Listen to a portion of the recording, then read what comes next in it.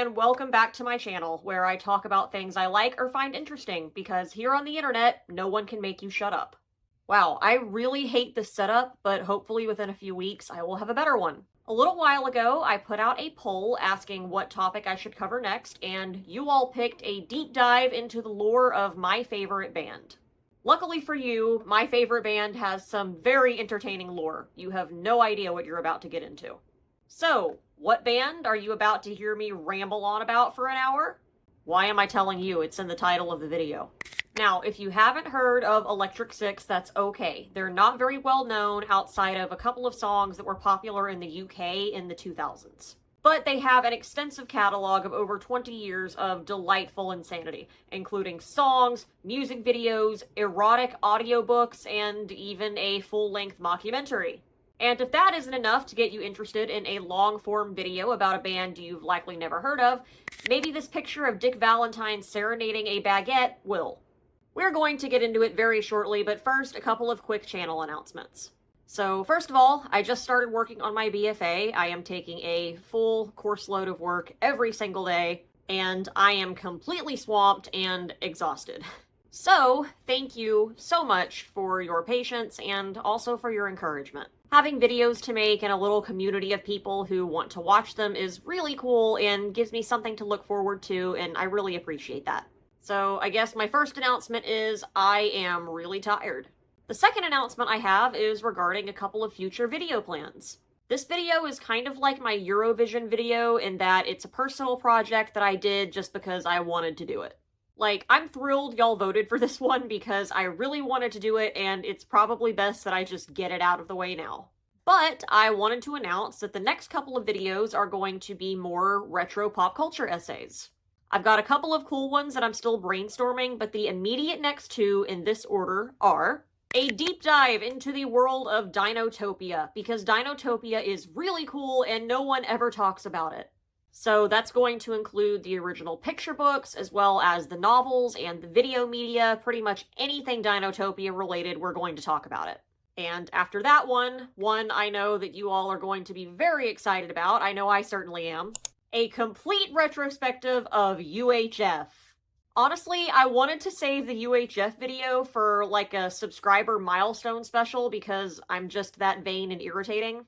But then, because I haven't screamed about it enough to anyone who will listen, I scored VIP tickets to see Al next August. And that was so miraculous that I genuinely think it was all of like the good vibes and luck that I asked for from all of you that made that happen.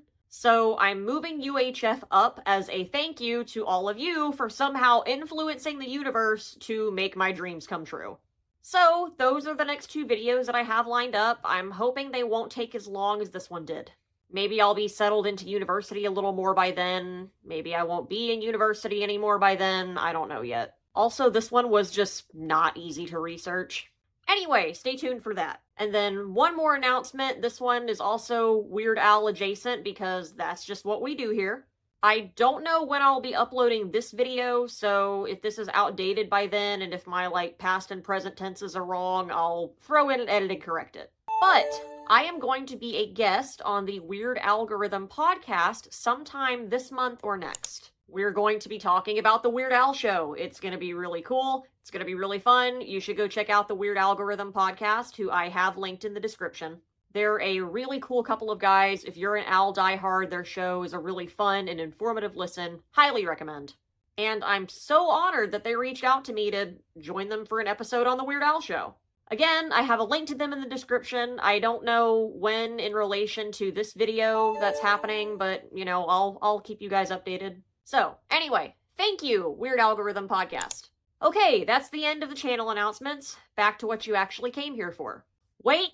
I lied because I have to thank a bunch of people for this video in particular. I want to give a big shout out to all the people who helped in the making of this video, whether they are conscious of it or not. Electric Six isn't the easiest band to document. The history is already somewhat convoluted, and as we get further down the timeline, there's less and less mainstream documentation of the band's activities and creations. And a lot of what we do have is old or hard to access, since their most popular era was during the early days of the wider internet. Basically, this band is a lot. They span many years and many projects, and it would have been so easy to miss a lot of things. And I'm sure I still did miss a lot of things, but I also know that I missed a lot less because of the fantastic and tireless work of the Electric Six fandom. So, for that reason, I want to thank all of the fans who have worked tirelessly to document and preserve the band's history. And I want to give a couple of specific thank yous to everyone who has personally shared their resources with me. Special thanks to, and I'm going to read them off of my notes here so I get your names right, Dylan, K-Man Khalil, Poppy, and Jonathan from the Electric Six UK fan page group on Facebook. You guys were tremendously helpful. Thank you to everyone who shared high-quality videos or archived articles with me. Another big shout out goes to Philip for his and his team's work on electric6.co.uk, the biggest and most complete fan site, which is a wealth of information and is linked in the description below.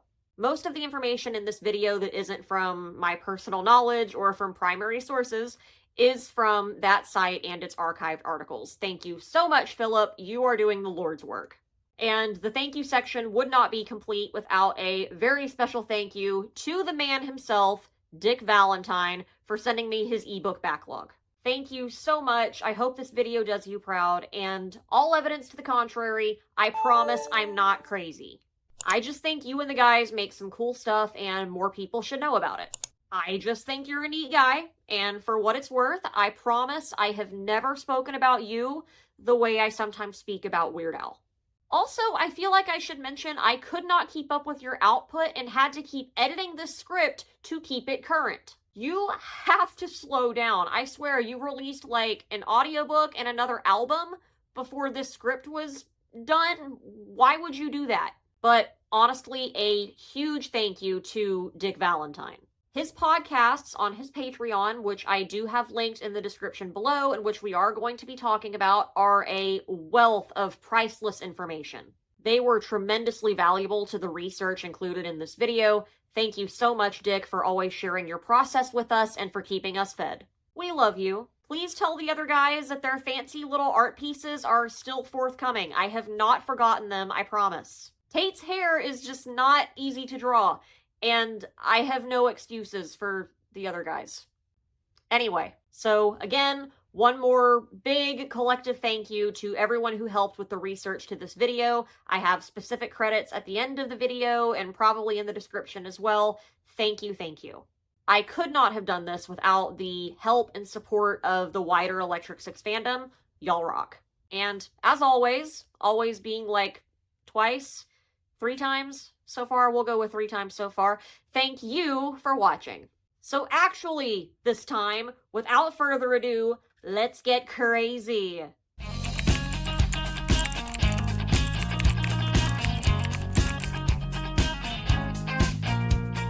To be honest, I'm not sure how to begin this video. Is it a history of the band? A review of their catalog? An informal lore dump? Well, it's a little bit of all of those things, but mostly it's a love letter to one of the most fantastically chaotic musical groups I've ever encountered and an unashamed propaganda piece intended to draw more members into the cult of Unca 6. Now, we have a lot to go through and none of it is simple or straightforward.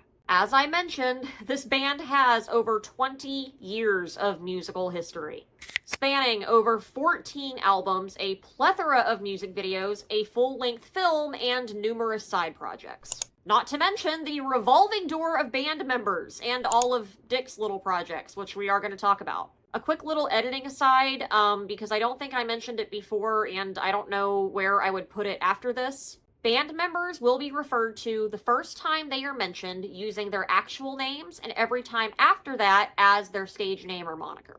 The only exception to this is during the Wild Bunch years because no one is going to recognize Dick Valentine as Jackson Pounder. Okay, aside over. So we're going to start with a quick little overview of what Electric Six is as a musical group. Because what even is Electric Six? How would I describe this band to someone who has never listened to them before? Well, that's hard to answer. Because Electric Six defies any sort of categorization, even within something as simple as a genre. I have heard them described as punk, techno, disco, funk, metal. I don't understand that at all, but yes, I have seen multiple sources refer to them as metal-influenced, novelty, and comedy rock. And I don't necessarily agree with any of that, because Electric Six is nothing if not eclectic. In fact, you may as well call them Eclectic Six. They blend a lot of different musical styles to create this very unique sound, but that sound can vary widely from album to album and even from song to song. For example, most of the stuff off of Heartbeats and Brainwaves is very techno-inspired, while Fresh Blood for Tired Vampires is more hip-hop, and Human Zoo is... Human Zoo. Their lyrical content is also very hard to categorize. I've heard them compared a lot to comedy rock groups like Ninja Sex Party, The Lonely Island, or Planet Booty, which I don't think is entirely wrong, but it's also not entirely correct either. Now, if there's one thing most people know about me, it's that I love comedy rock and satirical art of all kinds. Novelty acts have such a special place in my heart, and there is nothing wrong with being categorized as novelty or comedy rock, but I don't think Electric Six is that. Hi, Sev. Now, there are definitely elements of novelty rock here. You cannot deny this band is incredibly funny, and a lot of their stuff is just off-the-walls bonkers. But what makes them a little different from what I would call novelty is that they're not always novelty, and it can be hard to tell what songs are meant to be laughed at and what's meant to be taken seriously. Sure, they have some brilliantly funny songs about topics such as necrophilia, Ohio, and shampoo that turns you gay. But they also have some very emotionally resonant pieces about existentialism and death. They really just kind of sing about anything, and they rarely, if ever, have any sort of central theme or idea. Electric Six truly does have a song for any topic you can imagine, and they skirt the line between tongue-in-cheek and serious in a way I've never seen done by any other band. They sing about a lot of sex, drugs, and rock and roll, but they do so in such an over-the-top manner that it borders on satire without ever really crossing that line. It's goofy, but sincere in a way I find hard to explain. It's kind of like if your weird, distantly related uncle decided to drop acid one night and write slam poetry. It probably means nothing, but deep down, there might be a little kernel of philosophical truth that means something really deep and important if you could just grab a hold of it. So, as much as I adore comedy rock, I do think that classifying them as such does a disservice to the wide range of topics that they cover. Dick likes to say that Electric Six songs are songs about nothing, but I don't know that I believe him. Because the great thing about Electric Six is that their songs are so open to interpretation. No two people are going to have exactly the same idea about what an Electric Six song means. Dick has a podcast where he talks about the meaning behind each song, and there are a lot of songs where I thought I knew what they meant until I listened to that podcast, and then I'm like, oh, that wasn't even close. A lot of their songs are pure nonsense, but there's always a method to the madness. And if you listen long enough and hard enough, you will find meaning in the burning neon void. And they actually have several songs that are truly beautiful and thought-provoking. They honestly are impossible to categorize, and that's one of the things that makes this band so endlessly fascinating to me. You never know what's going to happen from one song to the next, and you will never be bored. But to truly understand the method behind Electric Six's madness, we need to understand the history and the evolution of the band. Because I personally feel that the history of Electric Six had a pretty profound effect on their artistic process. From listening to Dick's podcasts and reading his interviews, I also think that the more fraught periods of the band's history affected how he especially approaches the work of making art in a way that is strangely wholesome, and I want to explore it. So let's travel back to 1990s Detroit, the birthplace of musical legends, to see how we reached the peak of musical accomplishment.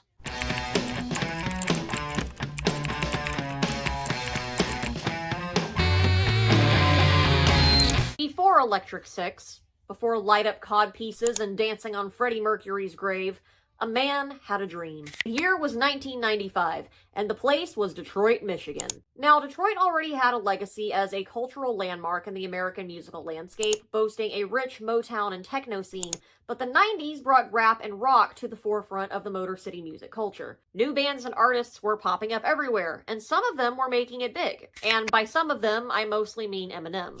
Also Jack White, but he won't be a character in this story for about 10 more years. Anyway, amid the burgeoning Detroit rock scene, Tyler Spencer and his buddy Steve Christensen started a band. The band was called The Wild Bunch. Well, actually they had a lot of different names, including the Maine Lobsters and Shatner, but they were usually known as The Wild Bunch. Christensen is only a character for like that one sentence though. Not long after the group's formation, he left and was replaced with Tyler's then roommate, drummer Corey Martin. Using the stage names Jackson Pounder and M, respectively, they played small shows around Detroit before recording 8 demos in M's basement in 1996. 7 of those songs would be largely forgotten, but one of them would make rock history. But we'll come back to that song, because before we can make the band a legend, we have to make the band. Shortly after this recording session, guitarists Joe Frezza, Brent Hoffman, and Anthony Self joined the Wild Bunch as Mojo Frazado, Black Lips Hoffman, and the Rock and Roll Indian, eventually followed by Steve Disco Nawara on bass. Keyboardist Marco Delicato is in the band for a single year, 1997, as Macro. He's literally only there for that 1 year, but I felt like I should mention him anyway because the revolving door of band members is going to be a running theme. This lineup creates some of the earliest and most formative releases in the Wild Bunch's infancy, including an 8-track album called An Evening with the Many Moods of the Wild Bunch's Greatest Hits, Tonight, in 1996, and according to Electric Six UK, only like 10 to 15 copies were ever made. Now, I'm not going to cover every single release made by the Wild Bunch, because to be honest, it's the most boring and tedious part of this history. And I'm just not interested in talking about every single single that they made, especially since most of those have now been lost to time, and the ones that haven't just weren't very good. What you need to know is that the most important Wild Bunch releases of the earliest era were Don't Be Afraid of the Robot from 1998 and their only studio album, Rock Empire, recorded in 1999. In 1999, Tyler Spencer / Jackson Pounder, who, spoiler alert, we're going to be talking about a lot, moved to Los Angeles for a short period and the band split up. Not to fear though, they'll be back. During this period, Spencer started another music project, The Dirty Shame, which released a single studio album, Smog Cutter Love Story, in 2001.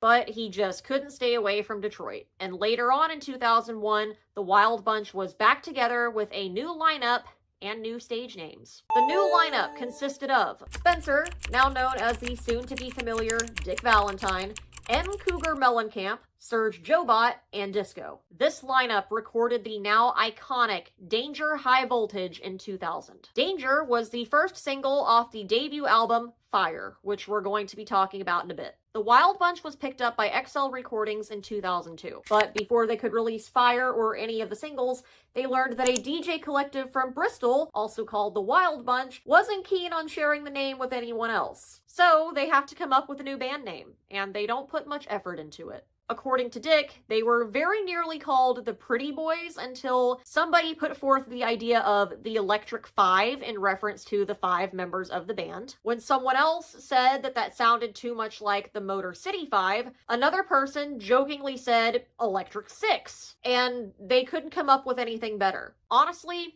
great way to name a band. Especially because, for a good while, there were not 6 band members. To be honest, there's only a very short period of time when the name Electric Six is actually accurate, and it's not during this period. As an aside, Dick suggested the names Sex Stars of 1977, The Turkeys, or my personal favorite, Fuxedo. But for better or for worse, they went with the name Electric Six. So, the newly christened Electric Six released Danger High Voltage as a single in December 2002, and everything exploded. Danger was a hit in Europe, peaking at number 2 on the UK singles chart in 2003. If you only know one Electric Six song, there's a very good chance that it's probably this one. It's a cult classic, and for good reason. It's catchy, it's goofy, it's ridiculous, it's just a great time all around. There's also a delightfully unhinged music video, which we will be talking about at length in the section on the E6 cinematic universe. Yeah, there's a section on the E6 CU, but one of the things that made Danger a cult favorite that lived far past its time wasn't so much the song, as much of a banger as it was the mystery surrounding who sang it. There's a second voice singing with Dick Valentine on this track, and that second voice sounds a lot like Jack White of the White Stripes, who, coincidentally, is also from Detroit in the same era. Now, the whole Jack White thing can be kind of confusing to people who are new to E6 lore, so I'm just gonna break it down right now without being coy. For years, the official story was that an auto mechanic named John S. O'Leary won a contest to sing on the song, and that was who the backing vocals were credited to. And it's been a running gag for the longest time that no one will confirm or deny Jack White as John S. O'Leary. It's a very long-running joke. You're going to see it everywhere if you dive into the E6 fandom. But, as has now been confirmed many, many times, it is indeed Jack White singing on Danger High Voltage. In fact, Dick credits much of the song's success to White's appearance. So yes, for all of you who have only ever heard Danger and were confused as to why people insist that that's not Jack White but is actually some unknown car mechanic, now you know that it is, in fact, the Seven Nation Army guy and we just don't know when to let a joke drop. Yes, it's Jack White. Sorry to spoil the fun. And in that vein, just one more little quick aside. No, it's not Bill Clinton playing the sax on Danger High Voltage. It's a musician and producer named Jim Diamond. They just thought it would be funny to credit him as Bill Clinton. And they were right. Anyway, Danger was a huge hit across the pond from the band's native US, and so they released 2 more singles. One of those singles is a reworking of the demo recorded in M's basement all the way back in 1996. That song was Electric Six's other big hit, Gay Bar. Gay Bar came in at number 5 on the UK singles chart in 2003 and became a novelty classic for years to come, helped along by the music video, which, again, we will be covering in a later section. Gay Bar actually received some... I can't speak. Gay Bar actually received... No, that line is it's just not coming out. Unlike the people at the Gay Bar. Ooh, I should leave that in. Gay Bar actually received some censorship in the UK. And what makes it funny is it's not the gay bar or something to put in you lines that are censored, but the part about starting a nuclear war at the gay bar. Being from America, something about that has always struck me as ironically funny, and I don't think I need to explain why. Also, they censored it using whip crack sound effects, which honestly makes it sound even better. Another fun fact about Gay Bar that I just have to share because I'm a huge Devo fan. This song came about because one of the band's members misheard the lyrics to Devo's The Girl You Want in a loud club. They heard, "She's just the girl you want," as "She's just the girl, the gay bar." And I think that's amazing. The other single is Dance Commander, which doesn't do quite as well, but does also get a music video. Dance Commander is a fan favorite, and for good reason. You know Kesha's "I am the dance commander and I command you to dance"? That's named after this song. That's not a joke, it really is. Anyway, XL Recordings releases the band's debut album, Fire, in 2003. It peaked at number 7 on the UK albums chart and went gold on September 5th of that same year. Things are looking pretty good for this silly little rock band from Detroit. They do a few TV appearances, and I'm just going to put a few of my favorite clips right here for y'all to enjoy. This is a rival television crew, so you guys are about to throw down here. I can see the tempers flaring, see the nose twitching. Oh, look out, he's got a knife. For the BBC, I'm David Beckham. My wife is hot. Attention Kmart shoppers. At this time, we command you to start dancing. Dance! Put a little dance move for us. Right here on Network Television. Where do you think you're going, Lou? You're a quitter. You're a quitter. And you'll never amount to anything because you're a loser. Get off that phone and start dancing. I command you to dance.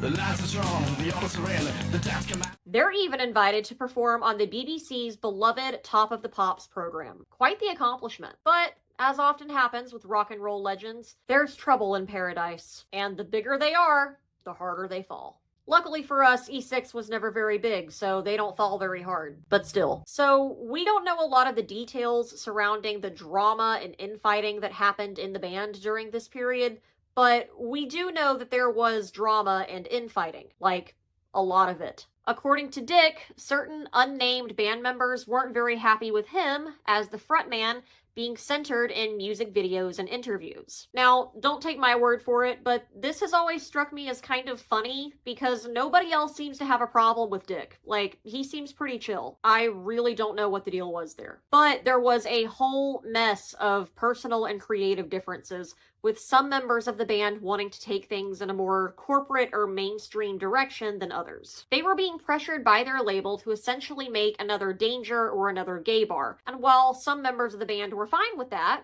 others wanted to try new things. This, along with general personal differences, led to some pretty nasty arguments. One of which took place right before a scheduled appearance on the Yules Holland show. Shortly after this incident, Serge Jobot, Disco, and the Rock and Roll Indian left the group. When Dick talks about the early days of Electric Six, the bitterness is palpable. These weren't great times for the band. According to Dick, the end of that original lineup wasn't a great time for him, and it changed the way he approached the band and making music in the future, but it changed it for the better. I consider this next chapter in the band's history to be the true birth of the Electric Six that we all know and love. Yes, the hits and classics off of Fire were recorded by this original lineup. The personnel changes we're about to see the band go through are the ones that really shape it artistically into something special and change Electric Six from a party rock band focused on making formulaic hits to a band that makes music simply for the joy of making music. With the exit of Serge, Disco, and the Indian,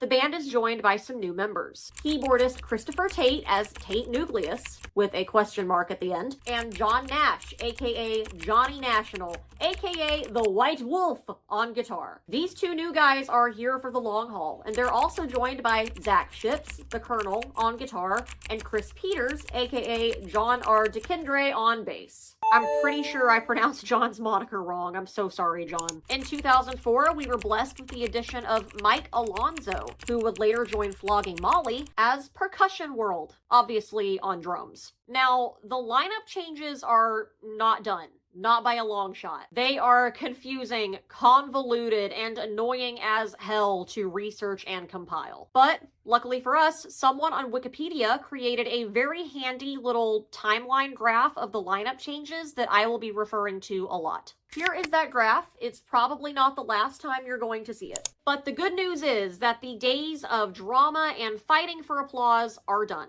Dick has curated a fantastic group of guys who are just here to make music and have fun, and that's what they're gonna do. And so, the new era of Electric Six is born, and with the fresh blood, we get some fresh music.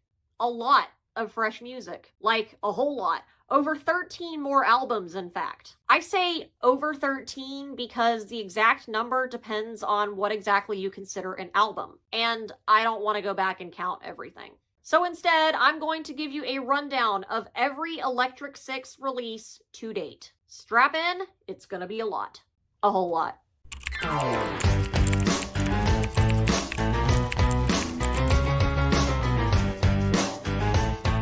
I forgot I had this hat. I feel like I need to display it somewhere, but I don't know where. Can we put it, like, here? Is that gonna... Whoop! No. It's okay, I'll just wear it.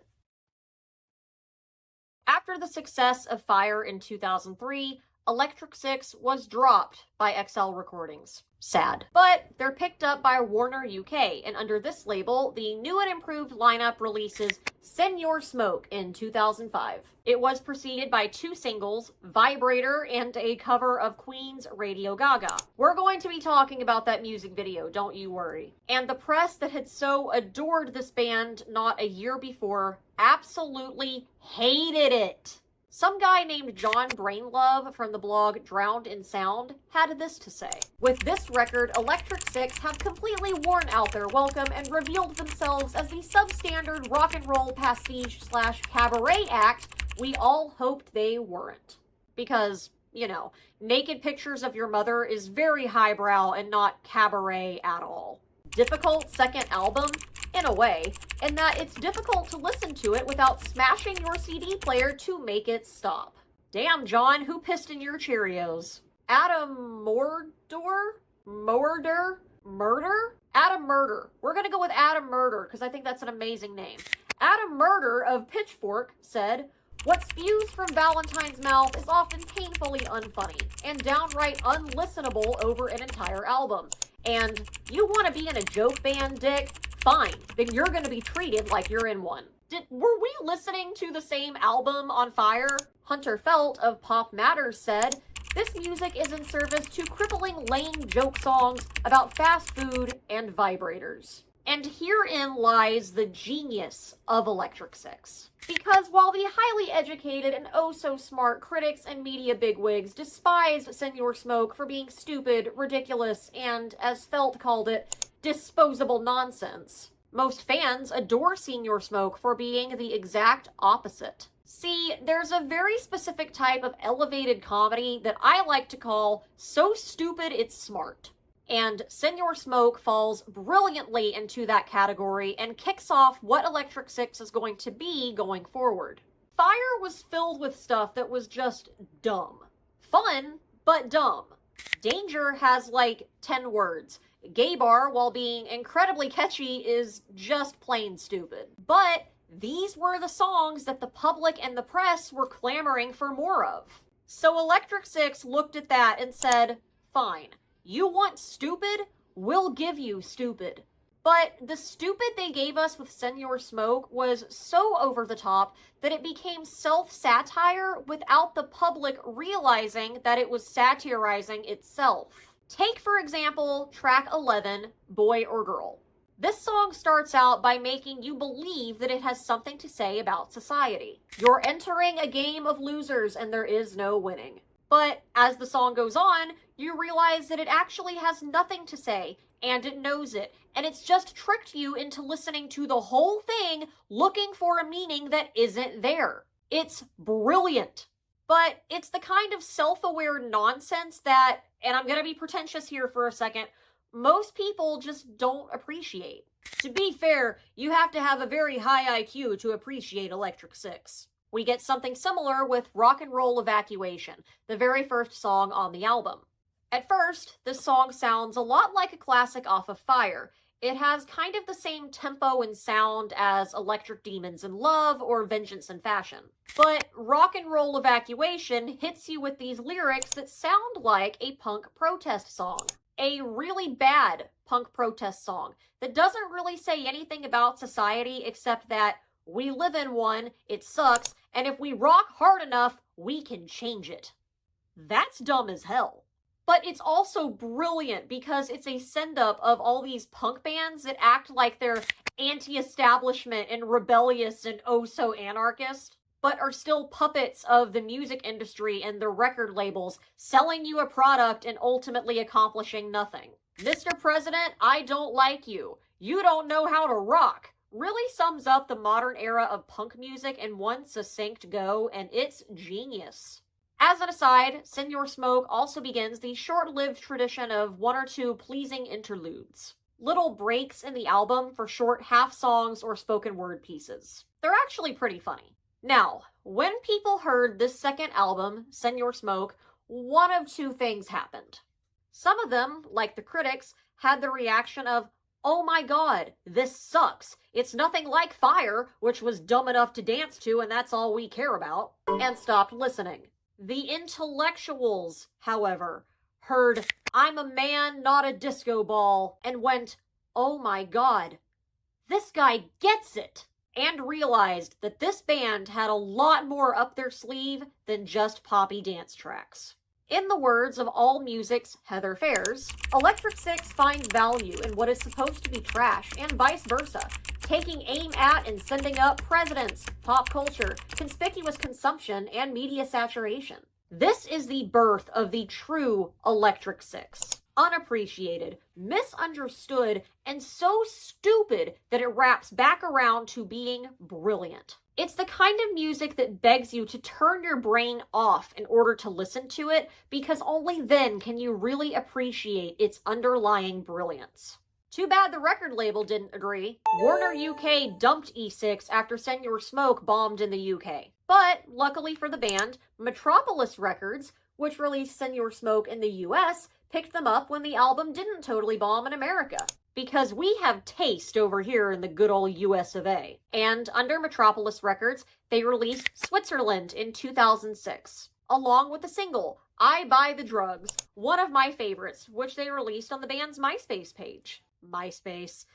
The 2000s. Switzerland gets even dumber, featuring songs like Infected Girls, Germans in Mexico, and Rubber Rocket. Switzerland is very poppy, very upbeat, one of my favorite albums. We also got a whopping 7 music videos out of this album, all of them very low budget and low quality. I'm not even going to dignify the reviews of this album with much more than a mention, because at this point, Electric Six is no longer making music for anyone but themselves and the people who find them entertaining. The critics no longer matter to the longevity of this band, because they found their people and hit their stride, and there is no stopping this train. Like, really, no stopping this train. Because now, we're going to get a full studio album every year. For better or worse, there is no getting off this ride. 2007 graces us with I Shall Exterminate Everything Around Me That Restricts Me From Being the Master, the title of which comes from this 1921 piece by George Gross. Exterminate sees the exit of John Ardekindre and the entrance of Keith Thompson, aka Smorgasbord, on bass. Exterminate is wild. It gives you a nice little preview of the upcoming insanity with its showtime, which is all over the place, and then goes straight into one of the greatest all-time Electric Six songs, Down at McDonald's. McDonald's was inspired by a satirical Onion article that Dick read about a McDonald's that was the gateway to purgatory, and because Dick is Dick, he turned that concept into a song. A song that slaps. McDonald's was originally supposed to be one of the pleasing interludes off of Switzerland, but they decided to turn it into a full song, and we are so grateful to them for that. I Don't Like You is actually written about one of the former members of the original 2003 lineup. Dick is a class act and has never publicly stated the name of the band member as far as I know, but yeah, it's a diss track, which I find really funny. The other song I want to talk about off of Exterminate is When I Get to the Green Building, which is one of my favorite songs of all time. It's a beautiful, whimsically dark meditation on death and the afterlife, and I just wanted to mention it because I love that song. I think it's amazing and we don't talk about it enough. It's fantastic. In 2008, we got a sort of pseudo-album with Sexy Trash, the rarities, demos, and misfires of Electric Six, 1996 to 2007. 30 unreleased tracks of varying quality. A collection of demos, oddities, rarities, B-sides, and stuff. I'm actually ashamed to say that I don't own Sexy Trash, and I need to get it because it's got some wild stuff on it. 2008 also gave us Flashy, which starts off with a song that I think sums up Electric Six's modus operandi beautifully. That song is Gay Bar Part 2. What do you want? We want Gay Bar. We already played that. Play it again.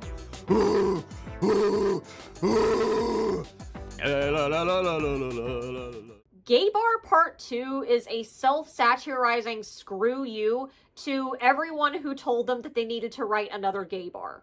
It includes dumb, half-assed references and throwbacks to the Fire songs, including Danger and She's White, along with references to stuff from other albums like Dark Angel from Send Your Smoke and There's Something Very Wrong With Us from Exterminate. And it's basically Dick saying, look, I'm not going to write another gay bar, shut up, go away. It's hilarious and I love it. I think it sums up what they are about so well.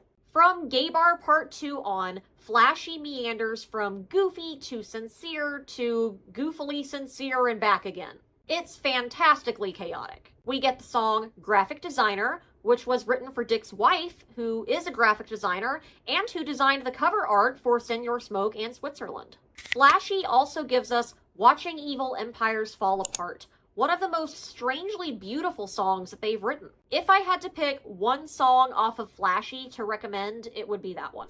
The album cover was designed by Ron Zachrin, who also did the cover for Exterminate. Now, something I'm going to start mentioning here, you probably noticed the personnel listing for Flashy. That's taken directly from the album notes itself. Because beginning with this album, the notes get increasingly goofy. It was one of my favorite little things that I found while researching this video, and I thought it was so great that I decided to just keep the personnel notes as they were originally listed by the band. So, enjoy that. 2009's release is Kill, which really brings the goofy up a notch with songs like The Newark Airport Boogie, You're Bored, and Egyptian Cowboy. Kill also includes Escape from Ohio, which is one of the songs that probably comes the closest to being pure comedy rock. I mean, Electric Six was writing Ohio diss tracks long before TikTok made that a thing. We also get Steal Your Bones, which I'm specifically mentioning for two reasons. One, because it's one of my absolute favorite E6 songs, and two, because it was originally written to be included on a concept album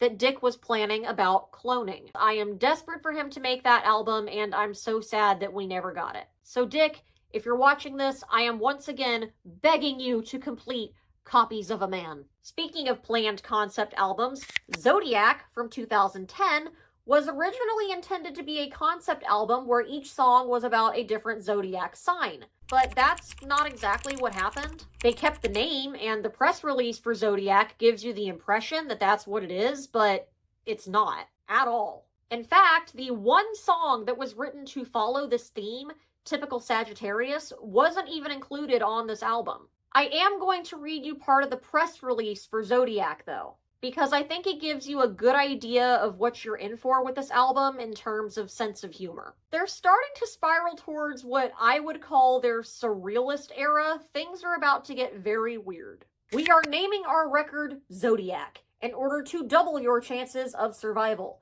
We have 12 songs on this record. We have arranged the songs to correspond with the signs of the zodiac in an effort to half-heartedly personalize our connection with you. The songs are almost in alphabetical order. If Jam It in the Hole weren't so amazing and needed to be nearer to the beginning, the track listing would be in alphabetical order. Just like if the stars in Capricorn actually resembled a goat, we would take some of this astrology horse shit more seriously. So, Zodiac is an odd album. It's pretty short, it's only about 50 minutes. And the songs range from weird little domestic romps like Table and Chairs to cheese-themed takedowns of American consumerism. It's mostly pretty happy and goofy and weird and kind of experimental, and makes a nice little segue from the more rock-infused stuff through to 2011's entry in the Electric Six canon, which is a deviation from the norm for them in the best way. 2011 gives us Heartbeats and Brainwaves, my favorite Electric Six album, and according to Dick, his favorite as well. Heartbeats is very synth-heavy, it's very experimental, and it sounds very different from the rest of their albums in a specific way that I just love. Heartbeats is the first time that Johnny National would produce an Electric Six album, and he did a fantastic job. So good that he produced every album until 2018. Once again, I'm going to give you an excerpt of their release announcement for Heartbeats and Brainwaves, because it's pure nonsense, but it pays tribute to our man Johnny in a quintessentially E6 way. It is the task of the producer to collect and arrange sonic data for presentation, evaluation, and rock action. The human ear is still in its infancy with regards to the arc of evolution, and no ear should be subject to presentation of sonic data without a reliable guide. If not for the producer, the music listener would be subjected to negative ionic bombardment like that of a helpless wild salmon flopping desperately on the shore of the bear's deadly jaws. The producer is often paired with the priestess, especially if the priestess is Canadian. However, in periods of lunar volatility, the arc of the asteroid belt can be breached by negative ions. In this case, the producer is flung violently into a vacuum with the devil. This most notably became manifested in the form of Phil Spector. But this is a most rare occurrence, for the producer is almost always content merely to compile, to create, to arrange, and then retire for the evening with little fanfare. I love Heartbeats. It's a fantastic album. Hello, I See You was actually my first Electric Six song. I happened upon it while looking for a playlist of villain-themed songs for art inspiration. Of all the ways to discover your favorite band. So this album has a special place in my heart, and you should go listen to it.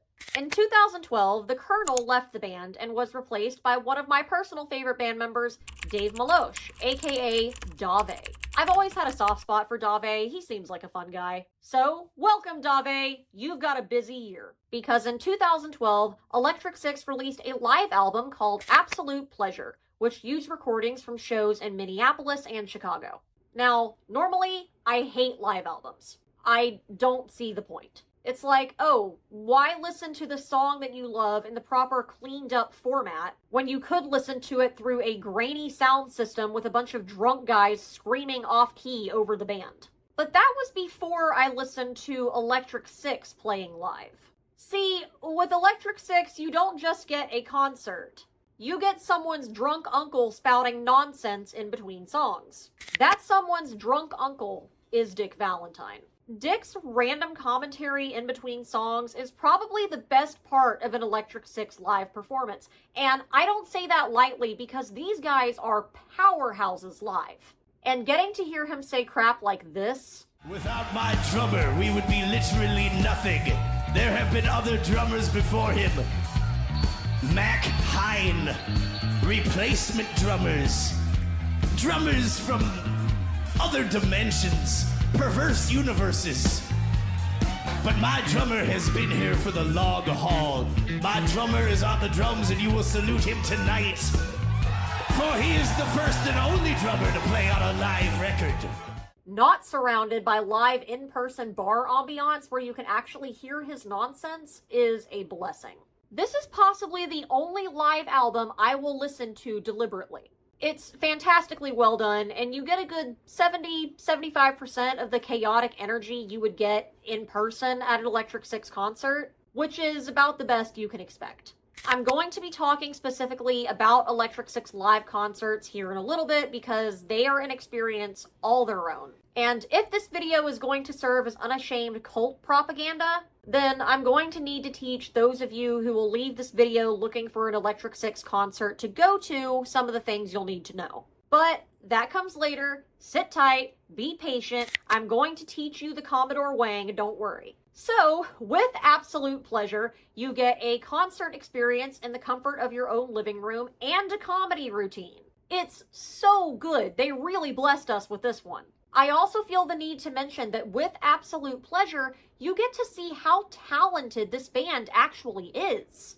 Dick might act and enunciate like the tipsy dad at your second cousin's backyard wedding, but his vocal control and power is actually crazy impressive. And the rest of the band, man, the White Wolf and Dave are giving us everything and killing it. I love hearing Tate shred that synth, Smorgasbord is tearing it up on bass, and Percussion World really is the engine of Electric Six. Absolute Pleasure is a masterpiece of a live album. I love it. And we got a live version of Green Building, thank God. And you know what makes it even better? We have a concert film that goes with it. Well, kind of. So, for the 10th anniversary of the band, they planned a concert film that would consist of 2 sets. Some greatest hits, and then the entirety of Fire. That's not what happened. But we did get a concert film called Absolute Treasure, which was funded through Kickstarter. And it's so good. Incredibly entertaining. Just look at these guys go. I'm just gonna stick a bunch of my favorite clips from Treasure right here for your enjoyment. So just sit back and relax and watch these guys go nuts for a little bit, and then we'll move on to the next album. Seconds till the end of the show, and you're gonna go absolutely nuts. Nuts. Nuts like Larry King. Electric Six is more cerebral than it looks. We have a network of friends, relatives, lawyers. This next song starts with my friend, my very good friend. This is the White Wolf.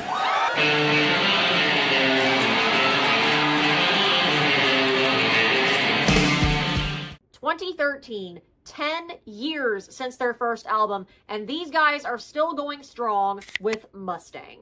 Mustang is so much fun. It's loud, it's messy, and it's very reminiscent of Fire in its unapologetic funness.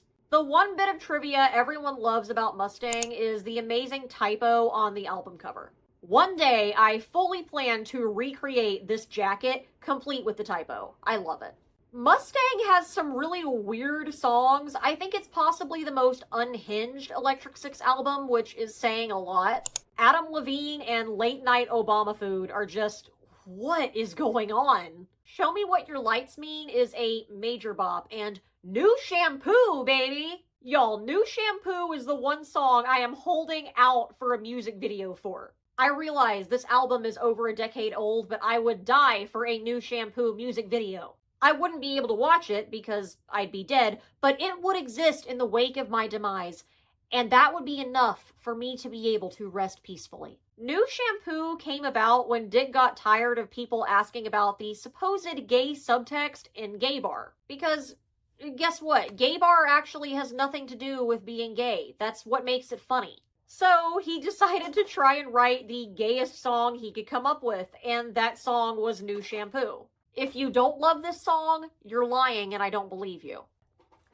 Can you believe we're only like halfway done? I'm gonna have no voice by the end of this. Okay. 2014, Human Zoo.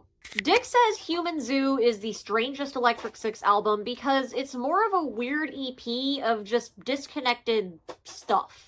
It's strange, but it's got some strong stuff on it. I like Human Zoo. Mostly because of track 3. Look, Alone With Your Body is one of the most distasteful songs they've ever written, and also one of the funniest. It's just a song about a guy who really likes dead people.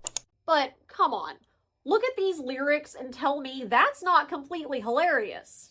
I want to hear this one live, guys. You'll probably have people walking out, but I won't be one of them. Also, Who the Hell Just Called My Phone is an important one. It's a live staple, and I fully intend to have it as my ringtone once I get tired of No Rules. Which probably won't be anytime soon, but it's next on the list.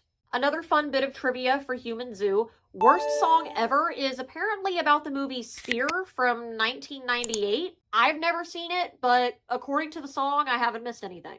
Satanic Wheels also includes the line, "Let's get into a smorgasbord groove," which I think is cute, especially because this is the last album where we will have Smorgasbord on bass. Okay, it's been over a week since I last filmed anything, so hopefully there's not like a jarring visual difference here. Where was I?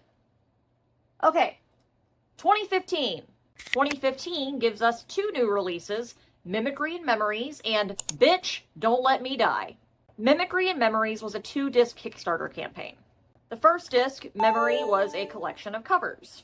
Each of the band members picked a couple of songs, and then there were 4 that were chosen as campaign incentives by fans. Mimicry's got a special place in my heart because one of the campaign backers, and if I ever find out who this was, I'm gonna find my new best friend, one of the campaign backers requested Stuck in a Closet with Vanna White. That's right, Electric Six covered a Weird Al original, and I do not have the words for how happy that makes me. And it's not the last time either, but we'll get there. Memories was kind of a new sexy trash, but more polished. It was a bunch of rarities, demos, B-sides, all of that good stuff. And it includes one of my favorite Dick Valentine songs, WikiLeaks, which was supposed to be included on Human Zoo, but they didn't have enough space for it. That's okay, because Dick plays this one at his acoustic sets a lot. It's a joy to listen to. It's a beautiful song. I love WikiLeaks. The studio album for 2015 was Bitch, Don't Let Me Die, which is probably my favorite Electric Six album name. Lineup change time. Our multi-talented king, Johnny National, plays bass on this album in place of Smorgasbord, and it's also the last album to feature Percussion World. He's gonna leave to join Flogging Molly soon, and we are so happy for him and so grateful to him for all the years of joy he has given us as the engine of Electric Six. This album is just more quintessential Electric Six.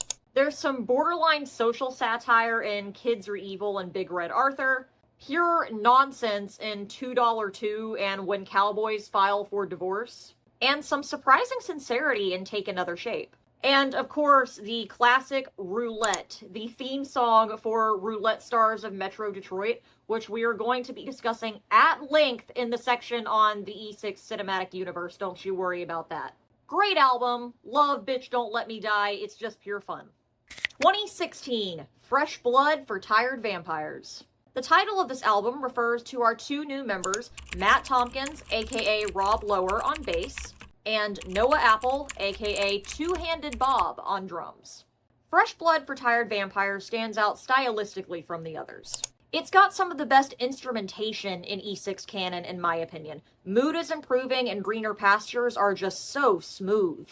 According to Dick, this album was heavily influenced by the Detroit hip-hop scene, which you can hear in some of the rhythms and lyrics. And one of the things introduced on Fresh Blood is a specific word that you're going to hear a lot in the Electric Six lexicon that needs a little bit of explaining. So, as Dick tells it, he wanted Fresh Blood to have this urban sort of hip-hop sound, and as he was listening to a lot of hip-hop while writing this album, he noticed a particular two-syllable word that was used fairly often for emphasis and rhythm, and he thought to himself, oh, that's the thing that these songs are missing. That's that rhythmic component that they need, but oh, I can't use that word.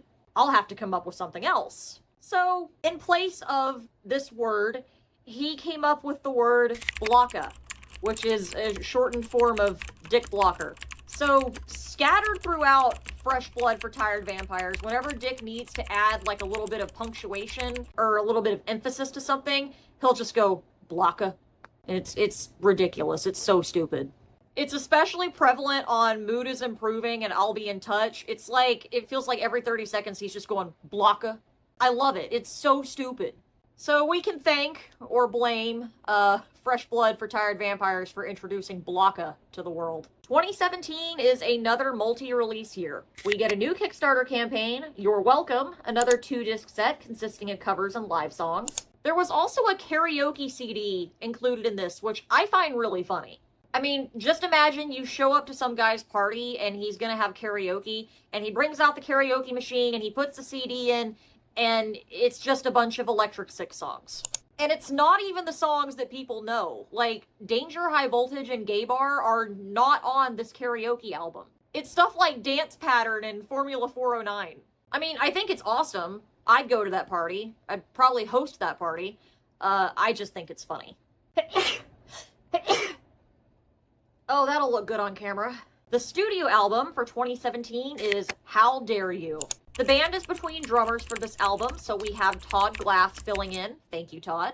How Dare You has some bangers, let me tell you.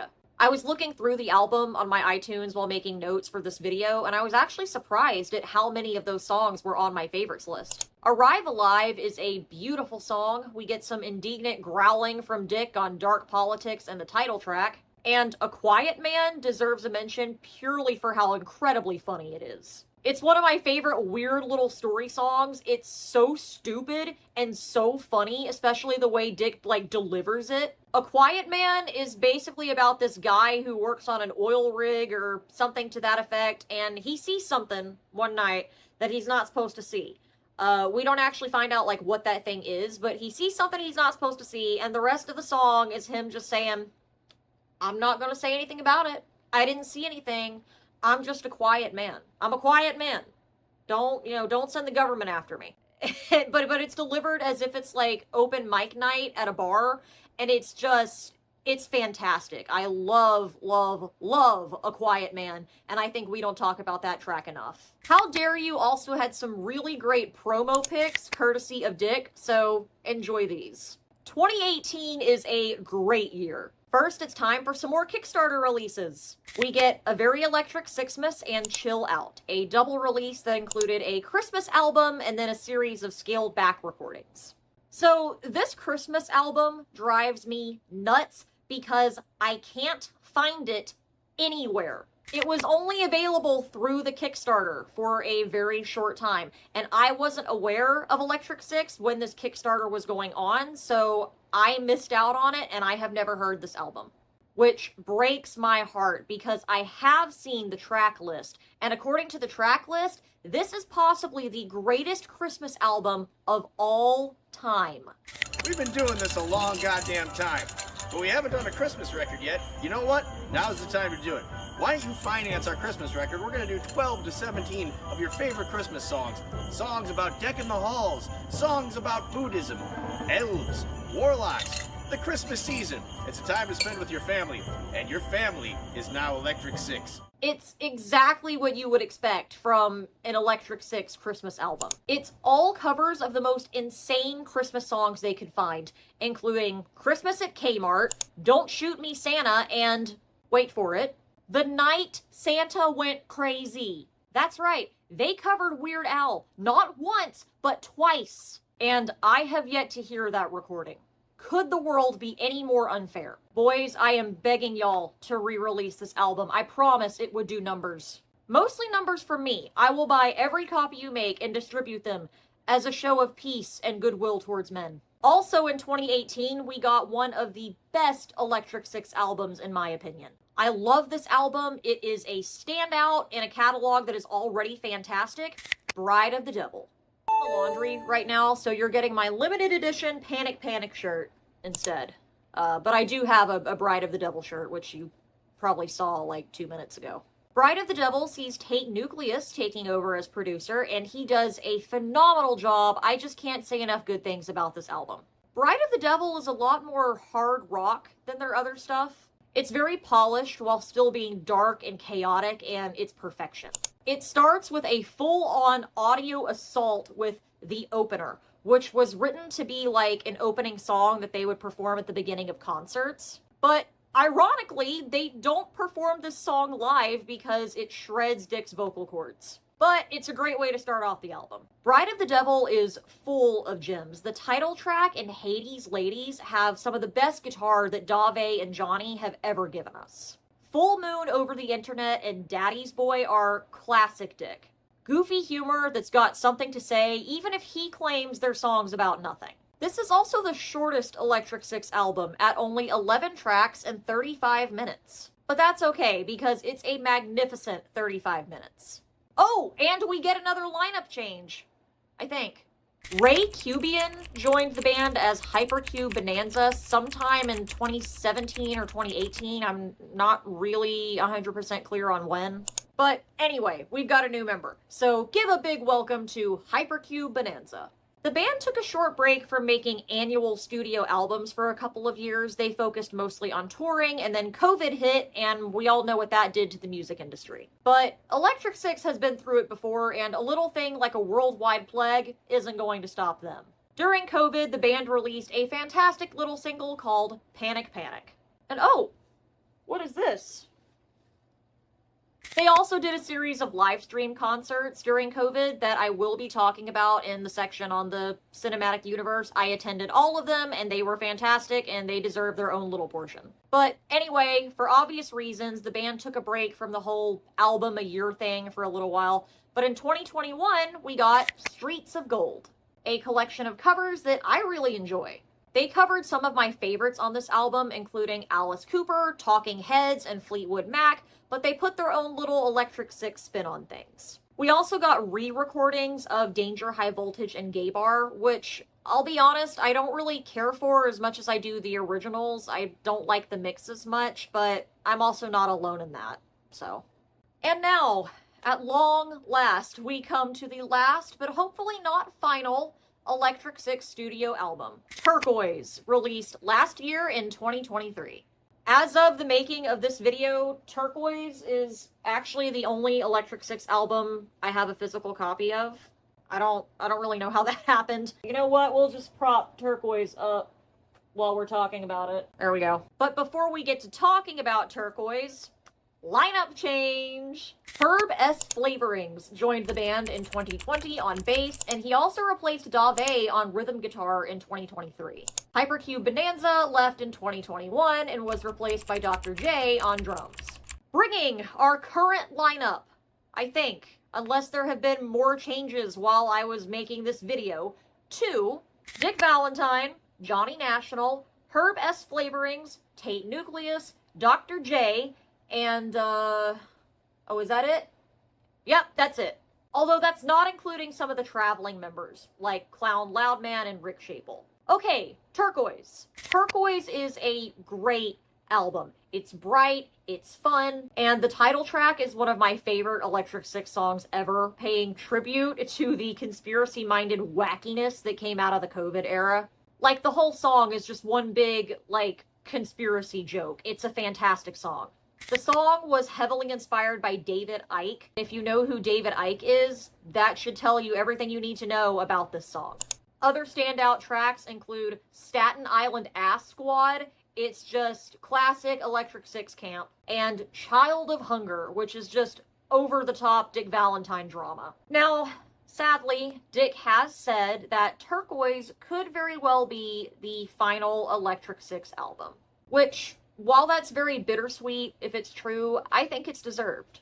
We've been given over 20 years of amazing music from these guys. And that's a lot more than we probably ever thought we'd get from the band that John Brainlove called a high-velocity band that have crashed at top speed into a brick wall way back in 2005. Who's trying to putt-putt their way out of a scrapyard now, John? So, there you go. Electric Six's entire discography. Where should you start? Honestly, anywhere. It's all gold. Well, it's mostly gold with a little bit of spray-painted tinfoil mixed in, but even the spray-painted tinfoil is fun as hell. But don't go running off to eBay to hunt down a copy of A Very Electric Sixmas just yet, because now it's time to get into the really wild stuff. We're talking centaurs, glowing moose genitals, and Dave's golden underwear. That's right. We're about to dive headfirst into the cinematic brilliance that is the Electric Six filmography.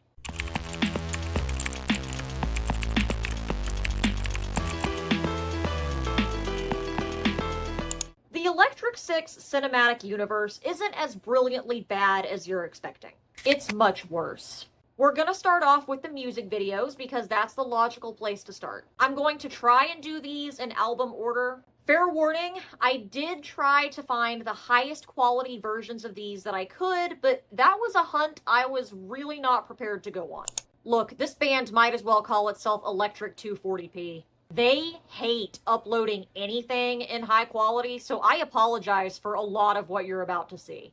Except for Body Shot. Poppy on Facebook, thank you Poppy, sent me a high quality version of Body Shot, which out of all the videos to find an HD version of, it had to be that one. But honestly, I think the extreme pixelation adds something to the vibe here, so we're not going to worry too much about it. This is a good place to start in the world of Electric Six videos because it's weird, but it's still kind of toe in the water weird. We're not into like down at McDonald's territory yet. So, the story of this video is pretty straightforward. Just this creepy old rich couple in their creepy mansion with their weird paintings and dead animals who are really into each other. Also, their naughty bits light up. This video was directed by Tom Kuntz and Mike McGuire, and the paintings were by Brian Rhea. These paintings are actually supposed to be the other band members. I wonder what happened to some of these. I'm sure they probably just sat around in a storage container for several years and eventually got tossed out. Which is heartbreaking because I would put this one over my stairs in a heartbeat. The disco ball on fire in particular, I think would make a really cool tattoo. Also, you can see the little lightning bolt band logo if you don't blink. The lovely woman playing opposite Dick was Tina Kanarek, who was 72 in this video. She is just killing it. Dick said she was just lovely to work with. She actually passed back in 2006, and man, what a legacy to leave behind. Thank you, Tina. You made music history with this one. Kuntz and McGuire came back to direct the video for Gay Bar, and you can definitely tell it's the same guys. What can I say? It's Dick as Abraham Lincoln living his best life in the White House. It's very tasteful, very historically accurate. This is actually how Lincoln ended the Civil War, I believe. Not really a lot to say. It's brilliant in its stupidity, and that, after all, is the essence of Electric Six. The video for Dance Commander, directed by Ruben Fleischer. I think Ruben Fleischer. Wikipedia says it was directed by Robert Bobcat Goldthwait, but other sources say Fleischer. It's on Fleischer's website, so I don't really know what to think. I'm sure someone's gonna have to give me a correction on that. I'm gonna be very impressed if someone in the comments corrects me on that. Grateful, but impressed. Anyway, this is another one that's not too crazy. It's actually pretty tame. It's just Dick running manically around some dude's house and absolutely trashing the place, interspersed with cuts of the dance commander doing his thing. But look at the energy that Dick has in this video. I want to know what he's on and where I can get some, because man, I don't know how he didn't hurt himself doing some of this nonsense. Now, the video uses a different mix of the song, and it's not good. I don't like this mix. I don't know why they used this instead of the one on the album release. I wouldn't really consider this video a standout. It exists. I wanted to wait specifically for the music video portion to talk about this song. This cover was off of Senor Smoke, and the band didn't really want to do it. Their record label pushed them into it because they were trying to ride the high from Fire, and they figured the best way to get the band some radio airtime was with a cover of a Queen song. And the band didn't want to do it, and they especially didn't want to put it on the album. And guess what? People hated this cover. Like, really hated it. And they especially hated it because of the music video, which I believe is Kuntz and McGuire again. They felt it was being disrespectful to Freddie Mercury's memory and thought that Dick was dancing on Freddie's grave, despite the fact that Freddie Mercury was cremated. Dick has talked about this video, and he has explained that he's not supposed to be dancing on Freddie Mercury's grave, he's resurrecting the ghost of Freddie Mercury, which is as good an explanation as any, in my opinion. It's Electric Six. It's purposefully ridiculous. It's really not that big of a deal. I mean, come on. One of the band's biggest songs is a song called Gay Bar.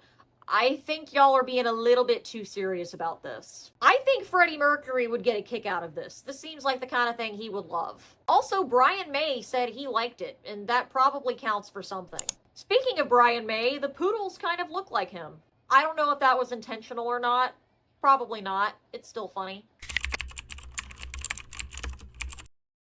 Switzerland has a lot of videos. Like 7 or so videos. I don't really know why they made so many videos for Switzerland specifically. So until I say that, oh, this video is not off of Switzerland, just assume that every video for the next couple of minutes is going to be from Switzerland. And, of course, I'm talking about the album, not the country. Like, they didn't just release a whole bunch of videos of the country of Switzerland. It's off the album. The album called Switzerland. Look, guys, it's 2 a.m. here. I don't know what I'm saying anymore. Okay, I Buy the Drugs. I Buy the Drugs is one of the best Electric Six songs, and the video is just pure fun. Directed by Anthony Garth, it's inspired by Animal House and those kinds of wild college sex comedies.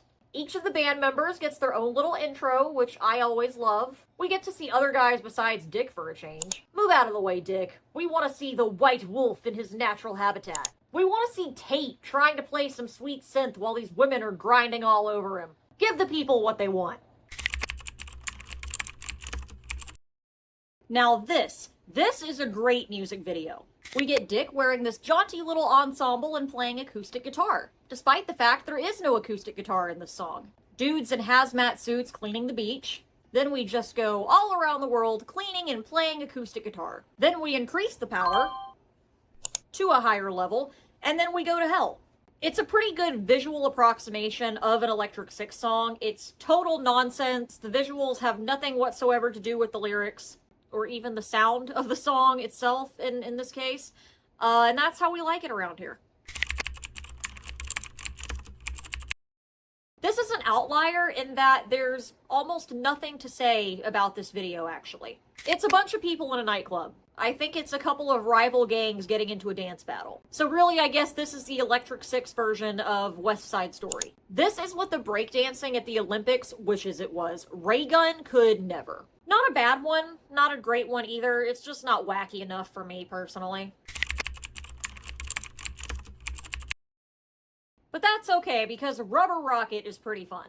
They literally just drove around to a bunch of different bars in Ferndale, Michigan, and filmed themselves dancing. badly. Dick knows like 2 dance moves, and you get to see both of them in this video. According to Dick, this is his mother's fur coat. He borrowed it without asking, and she got really mad.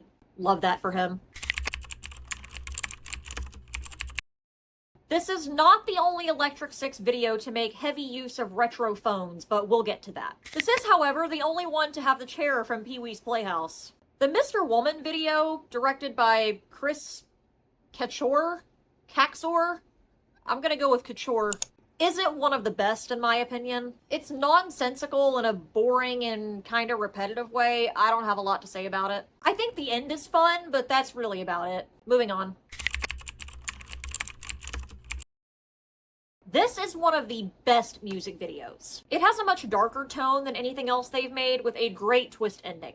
It fits the song beautifully, a great example of how to make a strong music video with a simple concept on a low budget. It was directed by Justin Lowe, who did a really wonderful job. Also, I've got a soft spot for this one because, fun fact, I'm a bit of a hearse enthusiast. And let me tell you, we don't see hearses that look like this anymore. The trend now is to make our hearses look like regular cars, and I hate it. It makes me so mad.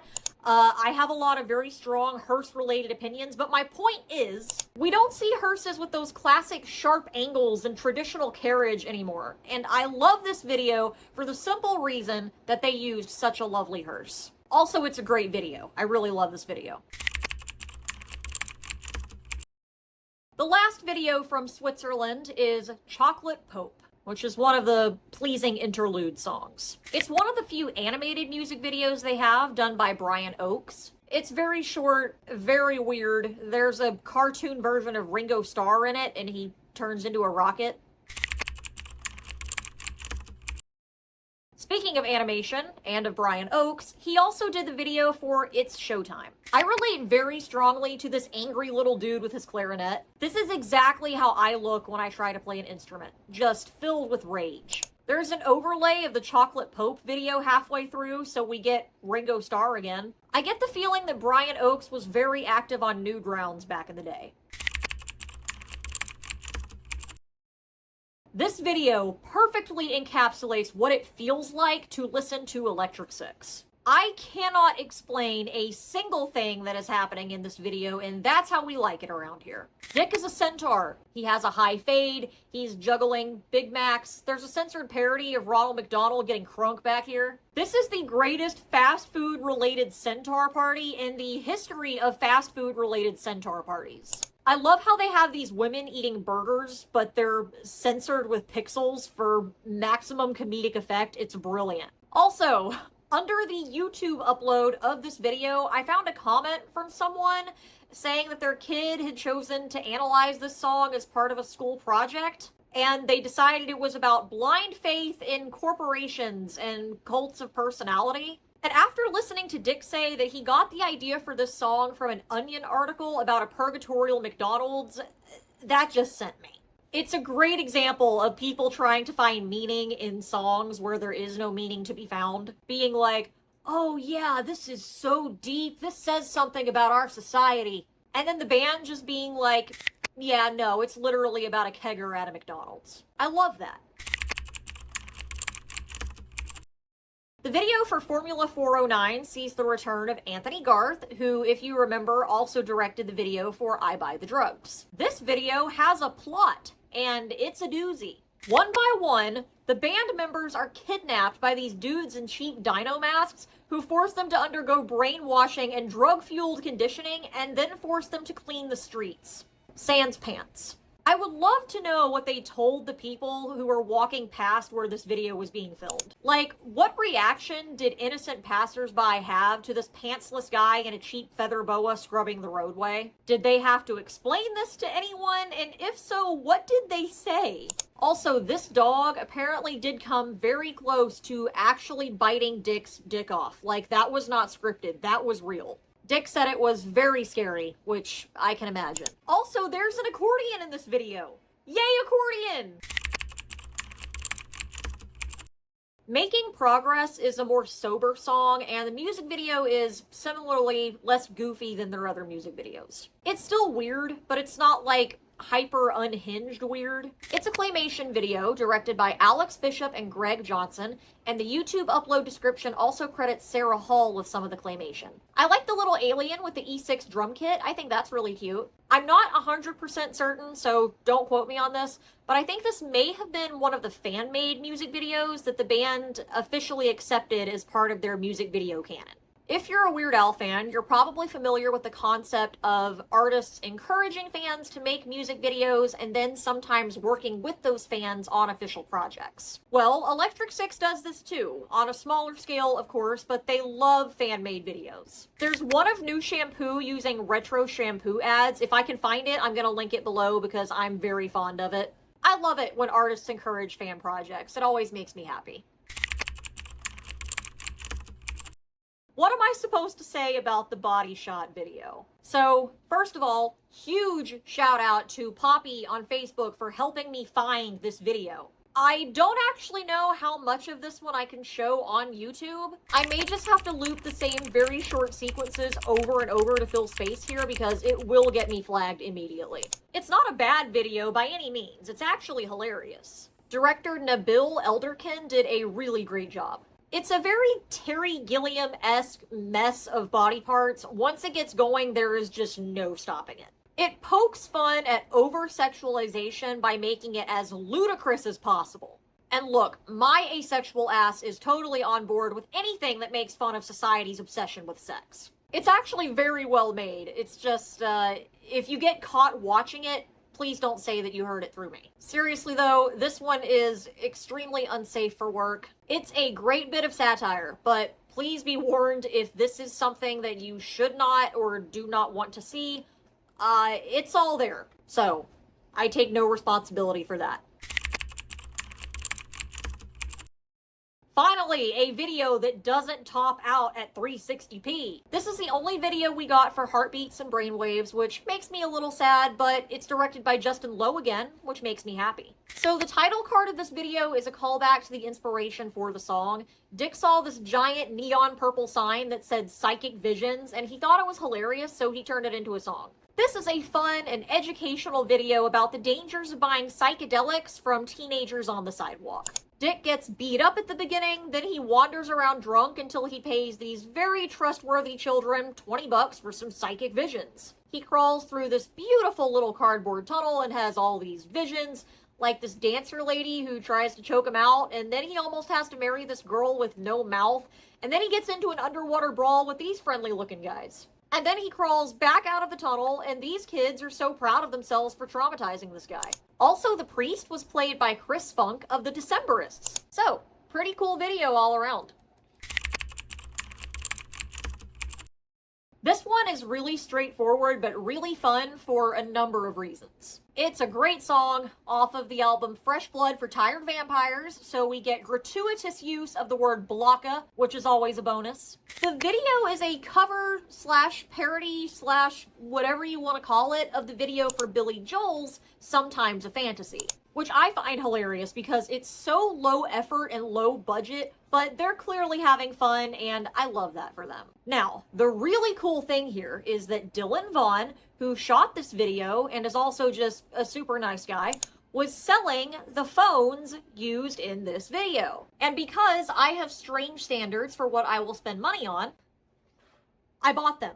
So here you go, a couple of genuine Electric Six Cinematic Universe artifacts. No one but me and like 5 other people find this impressive, but for those 5 other people, here they are. I should just start like a little Electric Six museum. It would be like this and my set list back here, and then a couple of my t-shirts and like whatever other garbage that the band would be willing to send me. And absolutely no one would come see it.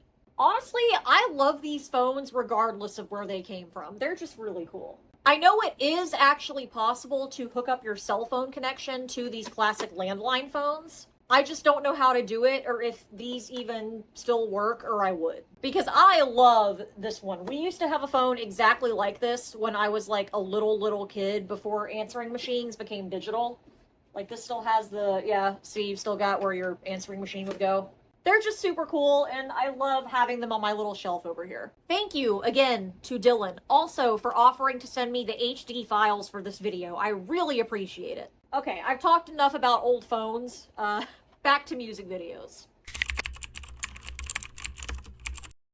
Possibly my favorite Electric Six video and one of my favorite songs. Panic Panic came out in the middle of lockdown, and it was filmed during lockdown, so each of the guys filmed their own part separately, and then Dave put it all together for them. It's just them cleaning stuff, but it gets progressively weird. It's hard to tell who's who because the quality is so low. I'm pretty sure that's Johnny over there frantically scrubbing a banana and then putting on a hazmat suit. Obviously, that's Dick pretending to drink bleach, although knowing Dick, he may have actually drunk it at some point. Dave measuring out 6 feet. I think that's Johnny again doing push-ups with one of his kids on his back. Tate aggressively washing his hands and then playing synth with gloves on. There is so much going on.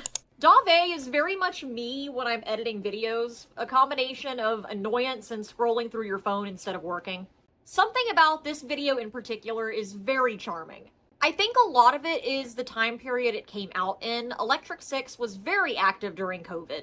They put out a lot of not only free content for the band, but they also promoted a lot of smaller bands who were struggling during that time. They were really a light for a lot of folks in 2020, and we love them for that. The Panic Panic video was just a nice bit of uplifting humor in a dark time, and I really love it. Oh, you like it too? Come here. Come say hi. Oh my goodness. It's him. It's not the end of the video. He'll come back at the end to say bye. But it's him. He's here. What have you got to say, Sev? What are your opinions, Sev? Sev, what's your favorite E6 song? Oh.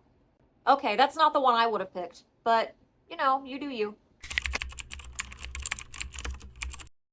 Okay, the last music video we're gonna look at is the video for Ya Mo Be There, one of the covers off of Streets of Gold. This was directed by Tom Nahas and Tom Lehrer. No, not that Tom Lehrer. Although we do love him. Ooh, video idea. Anyway, at the end of the music video section, we finally get another video I can actually see. This one is just crystal clear, especially compared to the others, which is nice because it's the funniest one. There's a lot to love about this video. It is peak stupidity. This Zoom meeting at the beginning is full of dumb sight gags. Dave has never looked better than he does right here. Look at him. Look at this Riz. I lose it every time Johnny's upside down mustache and Dick's "you're fired" sign. So after this poor woman loses her job, she sees this sign and is like, yes, screw therapy. That is what I need. I gotta get $10 together so I can go turn my life around. Incidentally, this is how I sold my old laptop. It's a great way to get around those eBay selling fees. I don't know what you're expecting from the rest of this music video, but I can promise you that's not what happens. It gets weird in classic Electric Six fashion. I would love to know where the concept for this video came from because I will not accept any answer that does not include hard drugs.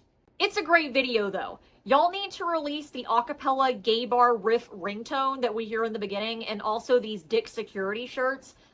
You would make bank. Or at least $30 because I'd buy both.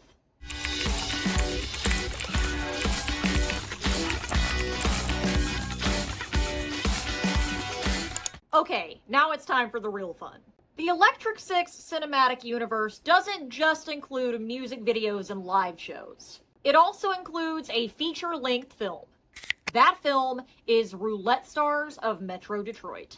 Like most of Electric Six's wildest ventures, this was a Kickstarter campaign.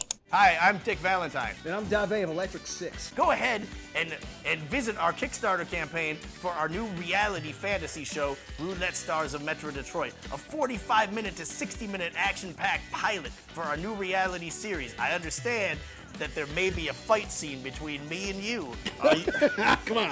Are you ready? I don't know. I don't even know. It was originally supposed to be a spoof pilot for like a fake documentary series, but they decided to make it into a full film, and we are so much better for it. Now, Roulette Stars is a little divisive. I've heard a lot of fans say that they hated it, but I thought it was fantastic. It is definitely a specific brand of humor. It's incredibly stupid. It's really just an Electric Six song come to life, and if you weren't prepared for that, I don't really know what to tell you. It is genuinely very funny, or at least I thought it was. I love Roulette Stars. It's an absolute fever dream. The film was directed by Nahas and Lehrer, and they did a great job with the direction. It's a very good-looking film for being a Kickstarter campaign by the world's most ridiculous obscure band. It's really very well made. Nahas and Lehrer also wrote the screenplay alongside Dick, who I believe wrote most of it and also came up with the story, such as there is. So, what is the story of Roulette Stars of Metro Detroit, you ask? Imagine you wrote a self-insert crack fic about you and your best friends, and then you got a bunch of other people to pay for it to be made into a movie. That's basically Roulette Stars of Metro Detroit. Dick's fanfiction about him and his friends that he got other people to fund, and then filmed and generously shared with all of us. So the general premise of Roulette Stars is that the band, Electric Six, is actually a front for a professional gambling ring, and it follows the individual band members who play exaggerated fictional versions of themselves as they get into nonsensical situations involving their lives as professional gamblers. Throughout the film, they're being stalked by this menacing figure in a hearse who just gets progressively closer and closer. And then the twist ending. Man, you will never see it coming.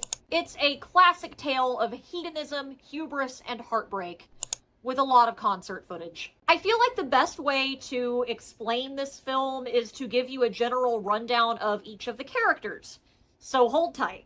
Dick Valentine is a roulette specialist with a heart of gold. You know, they say a gambler's coke dealer is like his Sherpa. If you have a good one, you can ascend to the summit of an entire mountain of casino chips. Well, maybe not gold, something like that. Pyrite, maybe. He has a team that helps him figure out the optimum way to beat the house at roulette. He goes to schools to teach children how to gamble so that they can have financial security in the future. So dealer has 6 and 1 card facing down. What do we do? Hit me. What do we do? Hit me. What do we do? Hit me. What do we do? Hit me. How do we want it? Hit me. What do we do? Hit me. What do we do? Hit me. What do we do? Hit me. What are we doing?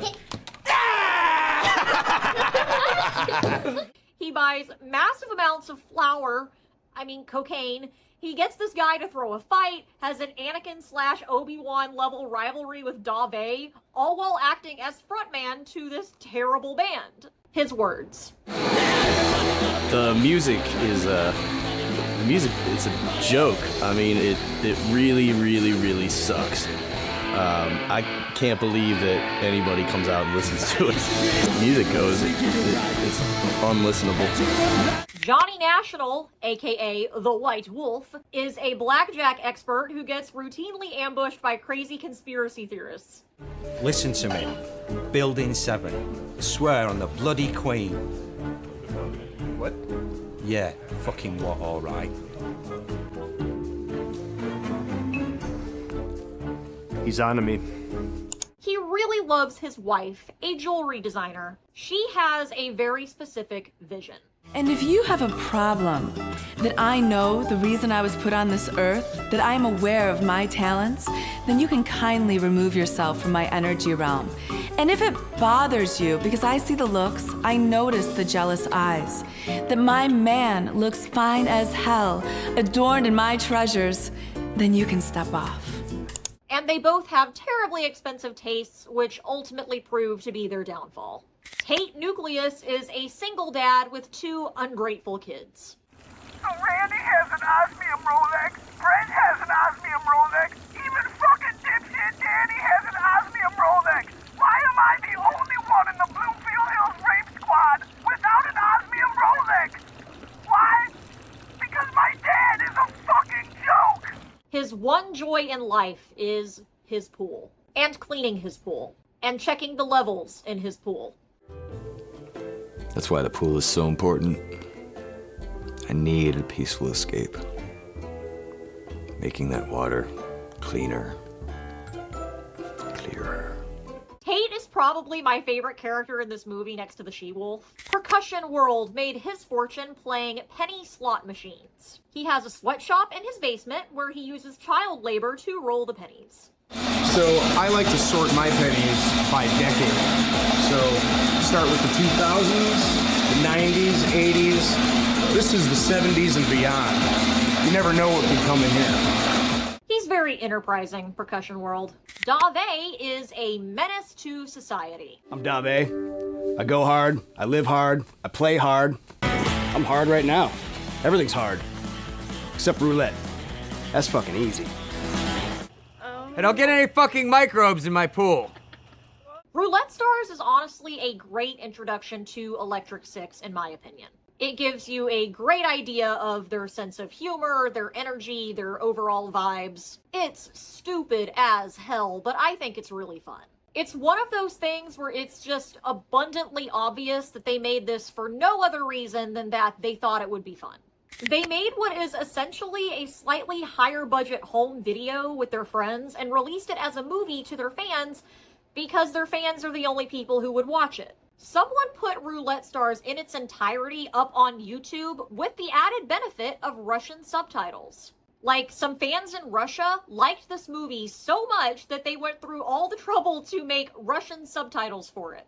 Which, cool, I guess. I mean, I can't really talk. I spent several weeks of my life making this video. So, if you want to watch it, you can. And maybe learn a little Russian while you're at it.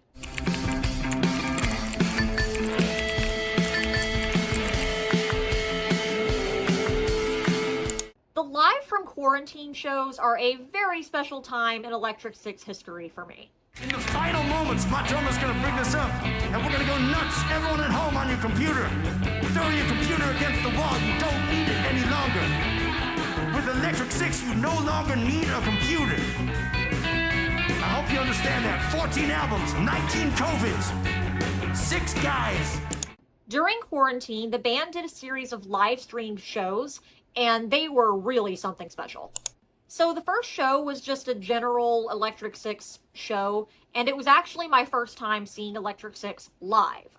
There was a chat bar on the website, like over to the side of the video stream where you could chat with people, and that was actually the best part of the show for me.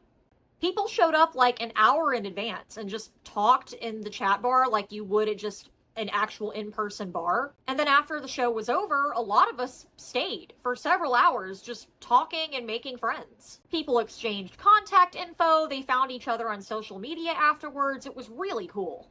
And the vibes in the chat were immaculate.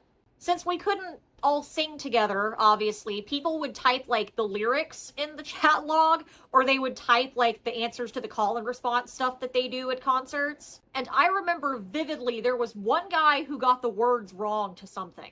I don't remember exactly what it was, but he was like trying to sing along with the rest of us in the chat log, but he got the lyrics wrong. And someone else started giving him a hard time about it, like just being a dirty gatekeeper. And immediately, everyone else started, like, piling on the gatekeeper and saying, no, we don't do that here. This is not that kind of fandom. And it was so wholesome. Really great way to experience the band for the first time. There was also a little Q&A session after the set that they did. It was just a great show. After the success of that first live stream, they did a second live stream show, the Halloween Spooktacular. The Spooktacular included not only Electric Six, but a couple of independent bands and animators who had like little segments in between songs. It was really cool to see them using their platform to support other artists, especially during a time when artists and musicians were really struggling.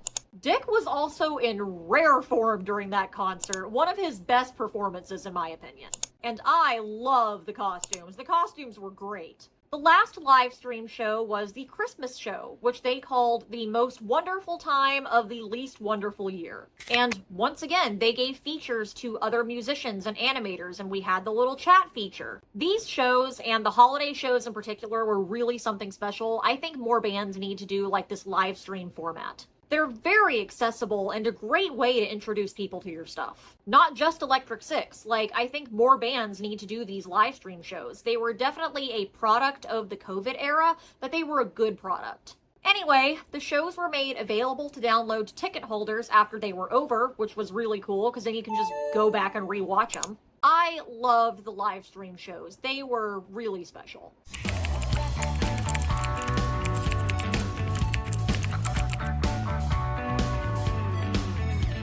Speaking of live shows, I want to talk a little bit about the Electric Six live show experience. So, by now, you should be convinced that this band is one of the best things to grace the music world in the last 50 years, and you should be searching for concert dates in your area so you can experience them for yourself.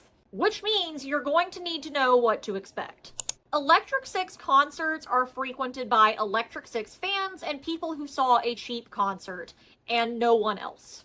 Or at least here in the US, that seems to be the case. I hear they do much better numbers overseas. So if you show up at one of these concerts, you're going to have a lot more fun if you know the rituals. Because this is very much a cult band, there's a lot of these little crowd rituals and call and response things that you do not want to be left out of. I'm going to go through the most common ones that happen at almost every single show so that you're not blindsided. And also just because I think a lot of these are really funny. This next song is the best song we got. During improper dancing, when you hear the lyric, "I went to the store to get more fire to start the war," everybody screams fire as loud as they possibly can. I went to the store to get more fire to start the war. Improper dancing has this little bit where Dick goes, "Stop!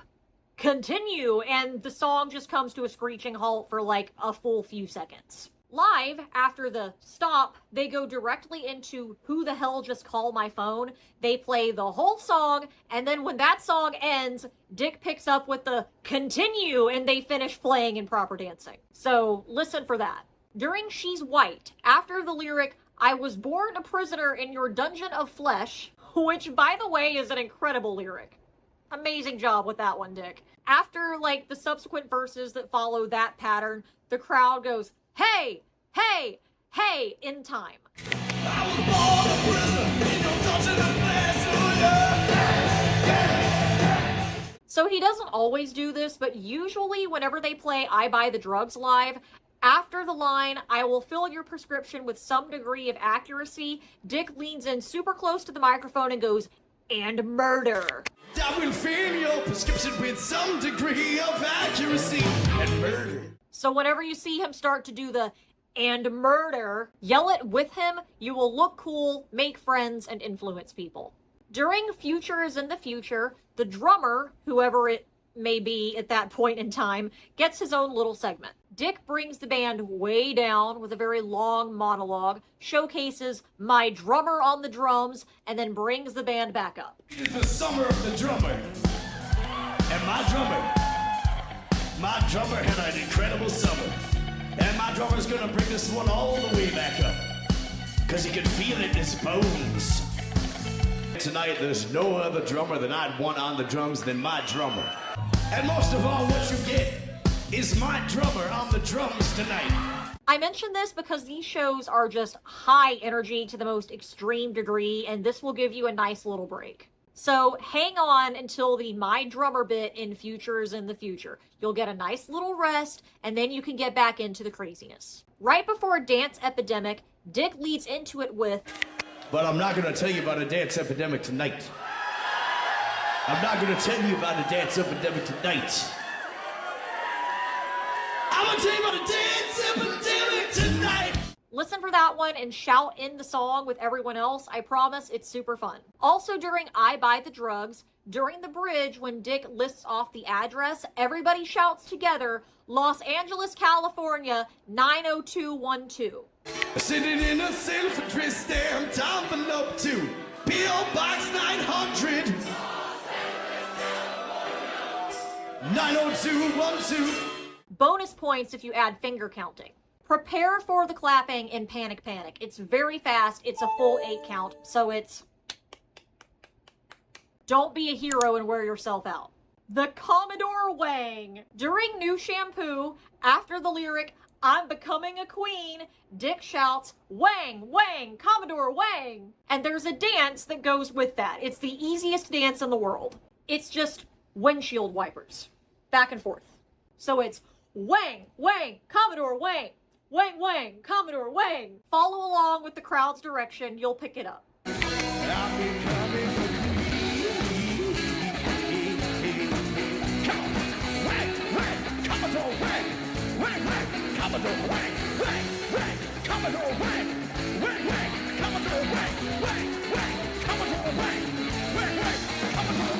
A weird little thing, but I feel I need to mention it because my poor younger sister did not understand this going in. Don't believe a word that Dick says on stage. So, at our show, he was suffering from laryngitis. He did a fantastic job, absolute trooper, but he was clearly not feeling well. And he told the crowd this story about how he had Lyme disease. Tate was also home with his family during that leg of the tour, so Dick said that he had given Tate Lyme disease too, and that's why he wasn't there.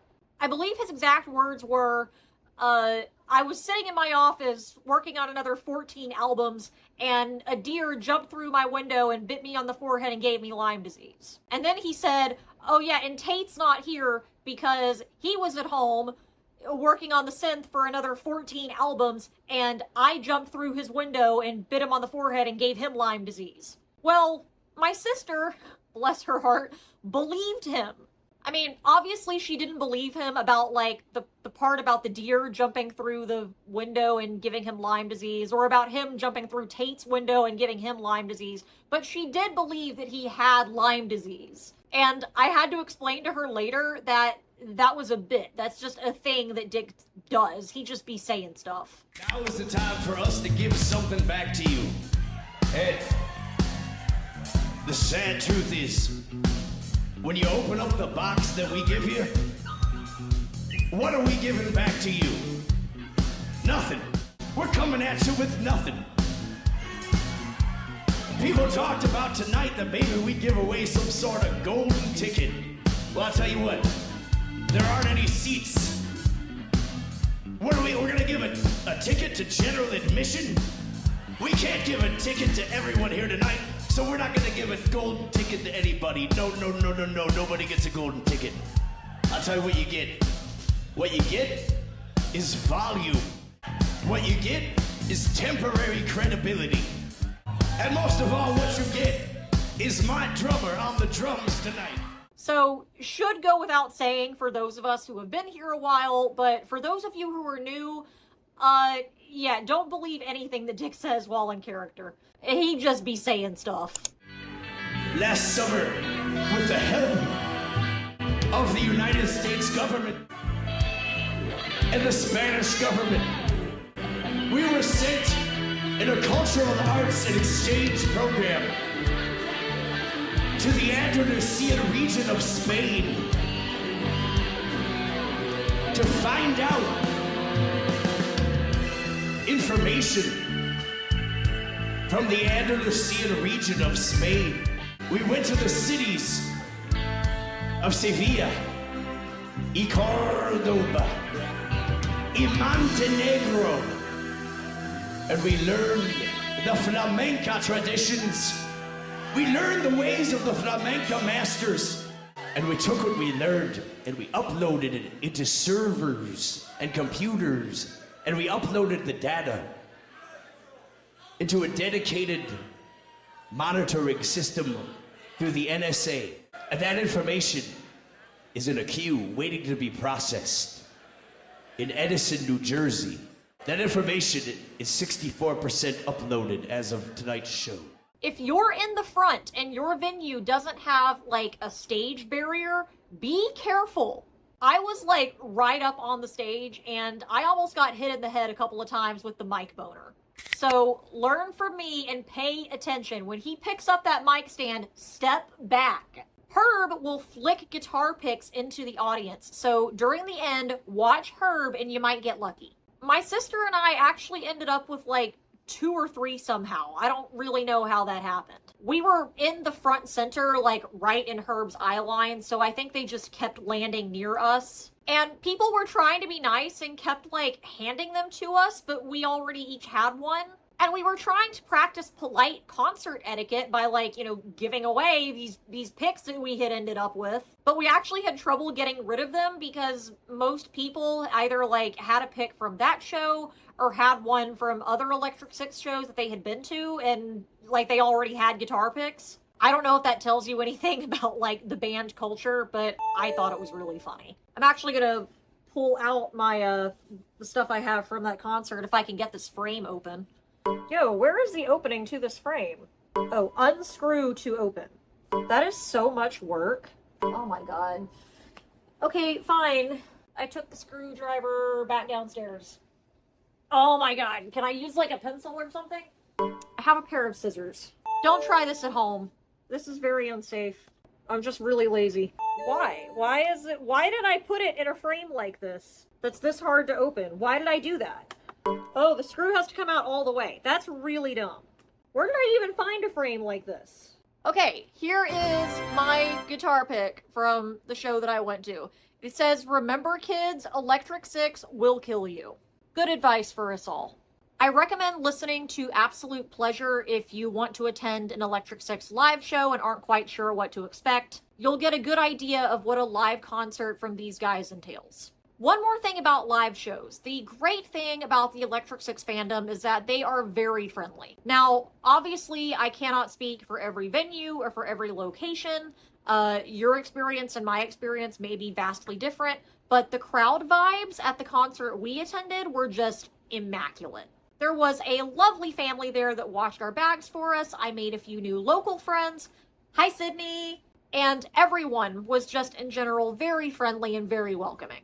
Someone else, like, further down the row from us got the set list for this concert, and he actually came over and gave it to me because he said he already had one. Here's the set list, by the way.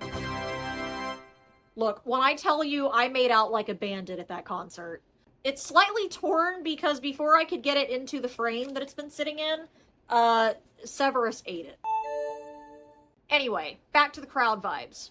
Someone, like, dropped something on the floor in the middle of one song, and immediately everyone just took a big step back and helped them find it.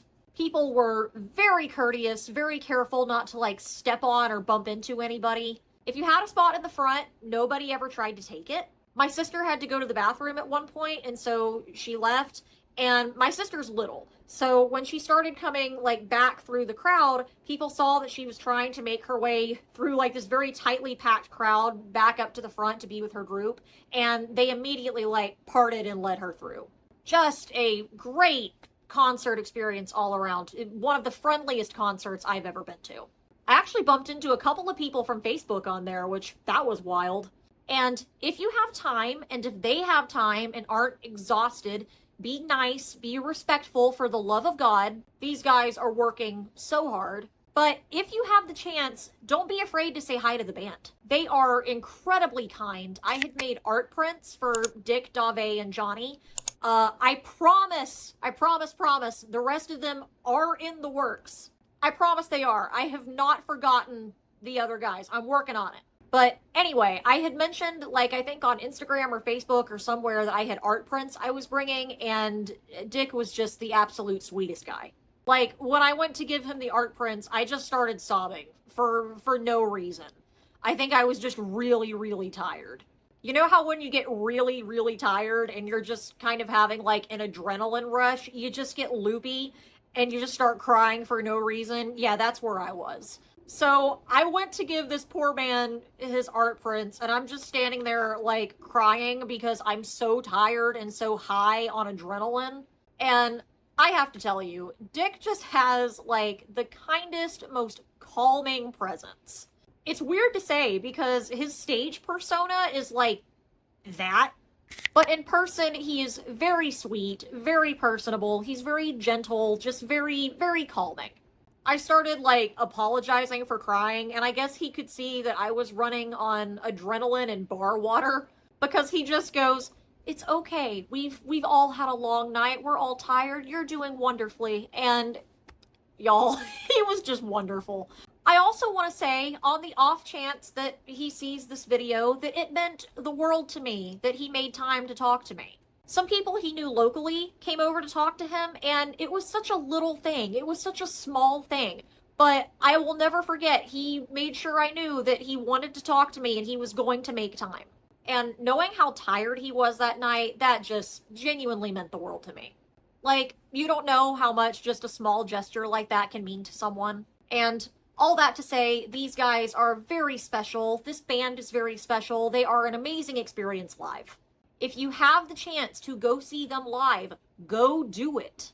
Their concert tickets are not expensive, depending on the location and the venue, of course. I think it was like $30 total for me and my sister, and it was one of the best concerts I've ever been to. They also pick some fantastic opening acts. In this house and on this channel, we respect the openers. And on their last tour, they were with the Surfragettes, who play like 60s surf music. They are amazingly talented and super sweet. I got a little keychain and a sticker from their merch table, and I got to talk to the girls. They're so sweet. They're so cool. I love the Surfragettes. Anyway, they picked some great openers, so do not skip out on the openers. Like, honestly, you shouldn't be skipping out on the openers anyway, but Electric Six especially. Don't skip out on the openers. But yeah, go see them live if you get the chance. Electric Six is an amazing show, even if you're not a diehard fan. They are truly very talented performers and musicians. It is so worth it.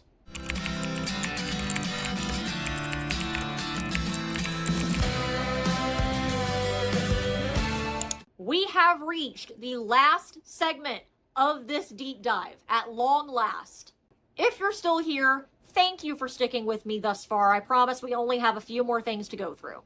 I'm going to give you a quick look at some of the outside projects of the band members, or at least the current band members, because they're doing some really neat stuff and totally deserve the support. Dick Valentine is doing way too much. I genuinely do not know how this man does it. He is just non-stop a pure creation machine. It's insane. So the first thing I'm going to talk about is his Patreon. It is $5 a month, and it is the best $5 a month I've ever spent. I've gotten hours of entertainment out of it and so much information. Dick's Patreon and Bleed for the Artist especially is where a lot of the information for this video came from. He posts a lot of very interesting behind-the-scenes stuff that is worth looking into. He has a couple of sort of podcasts. I say sort of podcasts because he tends to lose interest in them and move on to something new every few months, which, I mean, I get that. Bleed for the Artist is the big one. He talks about his creation process, goes into the meaning or lack therefore of every song he's ever written. It's a wealth of information filled with stories, and it's really funny. He also used to do one, which I am just begging for a comeback of, called Let's Get Right to It, where he would interview, like, wild characters with weird life stories. But it was actually just him talking to himself in funny voices. Let's Get Right to It is a gold mine of absurdist comedy. It is genuinely one of the funniest things I've ever listened to. Episode 4 brings me to tears of laughter every single time. I cannot tell you how many inside jokes have spawned between me and my sister because of episode 4. General Hospital residuals. See, and you don't know why that's funny because you haven't listened to Let's Get Right to It. You should fix that. I'm not going to give away all the secrets of Dick's Patreon because I want you to go subscribe to it and experience it for yourself. It is $5 a month. I have it linked in the description below. Do yourself a favor. It is money well spent. This may be the first and only time that a video essayist on YouTube is, like, promoting somebody else's Patreon. I am such a trailblazer. Dick also does a lot of solo work under the name Dick Valentine. And I mean a lot of solo work. I think he has like 11 solo albums out now. They're really good. Different from Electric Six in a lot of ways. I think his solo work is a little darker and more introspective, but it is largely the same kind of stream of consciousness pseudo-nonsense that you get with Electric Six. His solo stuff is fantastic though. Do You Notice and Robocalls are two of my favorites. I really recommend these two. I don't own a lot of, like, actual Electric Six media. I only have Turquoise on CD, and then I've got 4 Dick Valentine albums. I've got robocalls and do you notice, but I also have parrot people and quiet time. I need to get the rest of them. I don't know what I'm gonna do with them because I don't have a CD player, but I need to get the rest of them just for posterity's sake. There's also Evil Cowards, a short-lived project he did with producer Will Bates. We only got 2 Evil Cowards albums, Covered in Gas in 2009 and Moving Through Security in 2012, which is sad because I thought Evil Cowards was great. Evil Cowards is very synth-heavy techno dance. It's still got that same Electric Six flavor because of Dick Valentine, but it's less rock. It's generally accepted that there won't be a 3rd Evil Cowards album, which, I mean, it makes me sad, but I get it. It kind of ran its course. But I really like this project. I especially recommend I'm Not Scared of Flying Saucers and The Summer of the Purple Man. Dick is also an author. Once again, I'm not going to give away his secrets. I think you should experience them for yourself because they are very cheap and very worth the money. They can be purchased digitally from the man himself. But I am going to give you a brief description of his literary offerings so that you know what you're getting yourself into. First, there's the Party Planners, of which there are 3. I want him to know that I fully intend to bind these one day into, like, physical copies. They're a collection of recipes, playlists, drinking games, and cocktails, none of which are intended to actually be made or consumed. Although, with the ingredients and the instructions, I don't really think that's so much of an issue. The recipes have names like Phil Collins 3D printer nachos and breathalyzer biscuits. And the cocktails are such brilliant concoctions as Mitt Romney's Not So Mormon Margarita and Rick Perry's Carbon Footprint. I don't always understand what goes on in this man's head. Most of the time, I don't understand it actually, but I'm very glad that it's happening. There's also Residential Intruders in the 21st Century, Real Demons, Aliens, and Monsters That Visit My Apartment. Residential Intruders is 4 pages of scientific observation on the beings that visit his apartment. It reminds me of an acid-influenced no-sleep entry that someone might post to Reddit while the mods are asleep as revenge for denying their actual entry. It is a thing that exists. Another thing that exists is Dick's series of audiobooks. I believe there are 5 Bart Duquesne novels and 2 Horace Riders. These are, oh boy. I have not read all of them, but they are best described as novelty thrillers with a side of erotic parody. Gumshoe detective prowls the seedy underbelly of the city and has sex with a lot of women kind of premise, but written by Dick Valentine, which at this point should tell you all that you need to know. They're genuinely funny. They're smartly stupid, just more of the nonsense that you would expect from this man. So yeah, Dick does a lot, and it's really hard to keep up with it all, but we love him for it. I hope he never stops blessing us with his nonsense. Dave Milosh, Dave, has been out of the band for a few years, but I'm mentioning him specifically because he and his wife Melody own a bar and music venue in Michigan called Smalls. You see it in the background of a few videos. It's a prominent location used in Roulette Stars. Smalls is an important part of Electric Six lore and an important part of the music scene in Detroit. I hope one day to make the obligatory Electric Six fan pilgrimage to Smalls Bar. Christopher Tate Nucleus is just an awesome guy all around. Along with Electric Six, he was in a band called Ghost City from 2005 to 2007, and he made video game music along with Chad Thompson, Sean Hatton, and Keith Thompson, who you will remember as Smorgasbord, and a band called Laser Destroyer Team. He is also currently, I think, in a band called Belle Ghoul with Jessie Smith, the daughter of Patti Smith. Belle Ghoul is really cool. They do stuff inspired by like 60s and 70s pop rock. It's very light, very eclectic. I enjoy it. Tate is also the founder of Passenger Recovery, which provides sobriety resources to traveling musicians. They have a space in Detroit that serves as a sober green room for artists on the road. They provide a network for recovering addicts to use when they're away from their usual support systems. They provide free transportation to meetings, among other services. I've also linked Passenger Recovery in the description below. They do fantastic work. We're so proud of you, Tate. You are doing an amazing job. And that is it. Holy crap, I've done it. I've covered over 20 years of this stupid band. I'm sure I missed things. In fact, I'm 100% certain that I missed things, or got things wrong, or screwed something up because this project was insane. But any errors in this video are my own. I am, once again, so grateful to everyone who helped me with information and resources and anything else I needed. Just thank you so much. This was, as always, a labor of love. Thank you for being so supportive of the channel and for watching the dumb crap that I post. Like I said at the beginning of the video, I'm going to go back to doing retrospectives and pop culture analysis with the next uploads. We've got Dinotopia, a whole mess of Weird Al stuff to go through.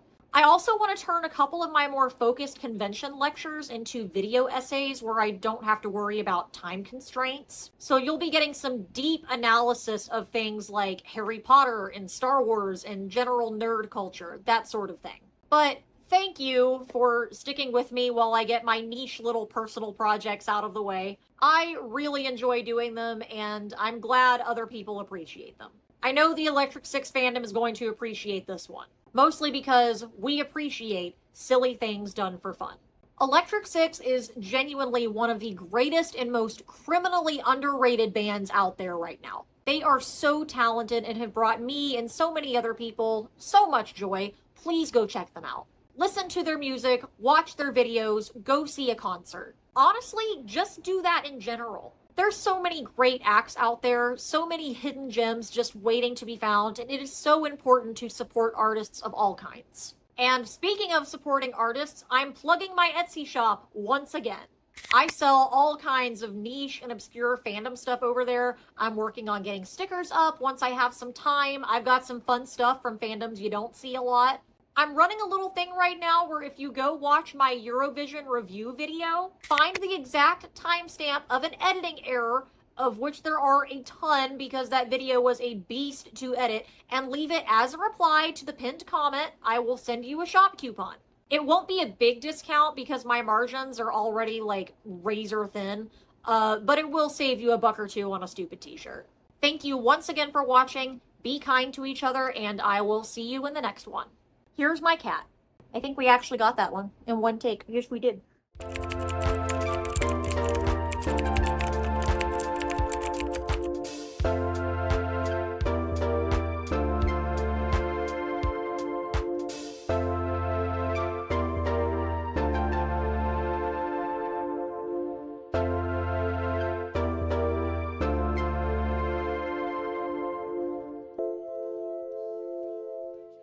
All the people who made this possible, including you, turn it off.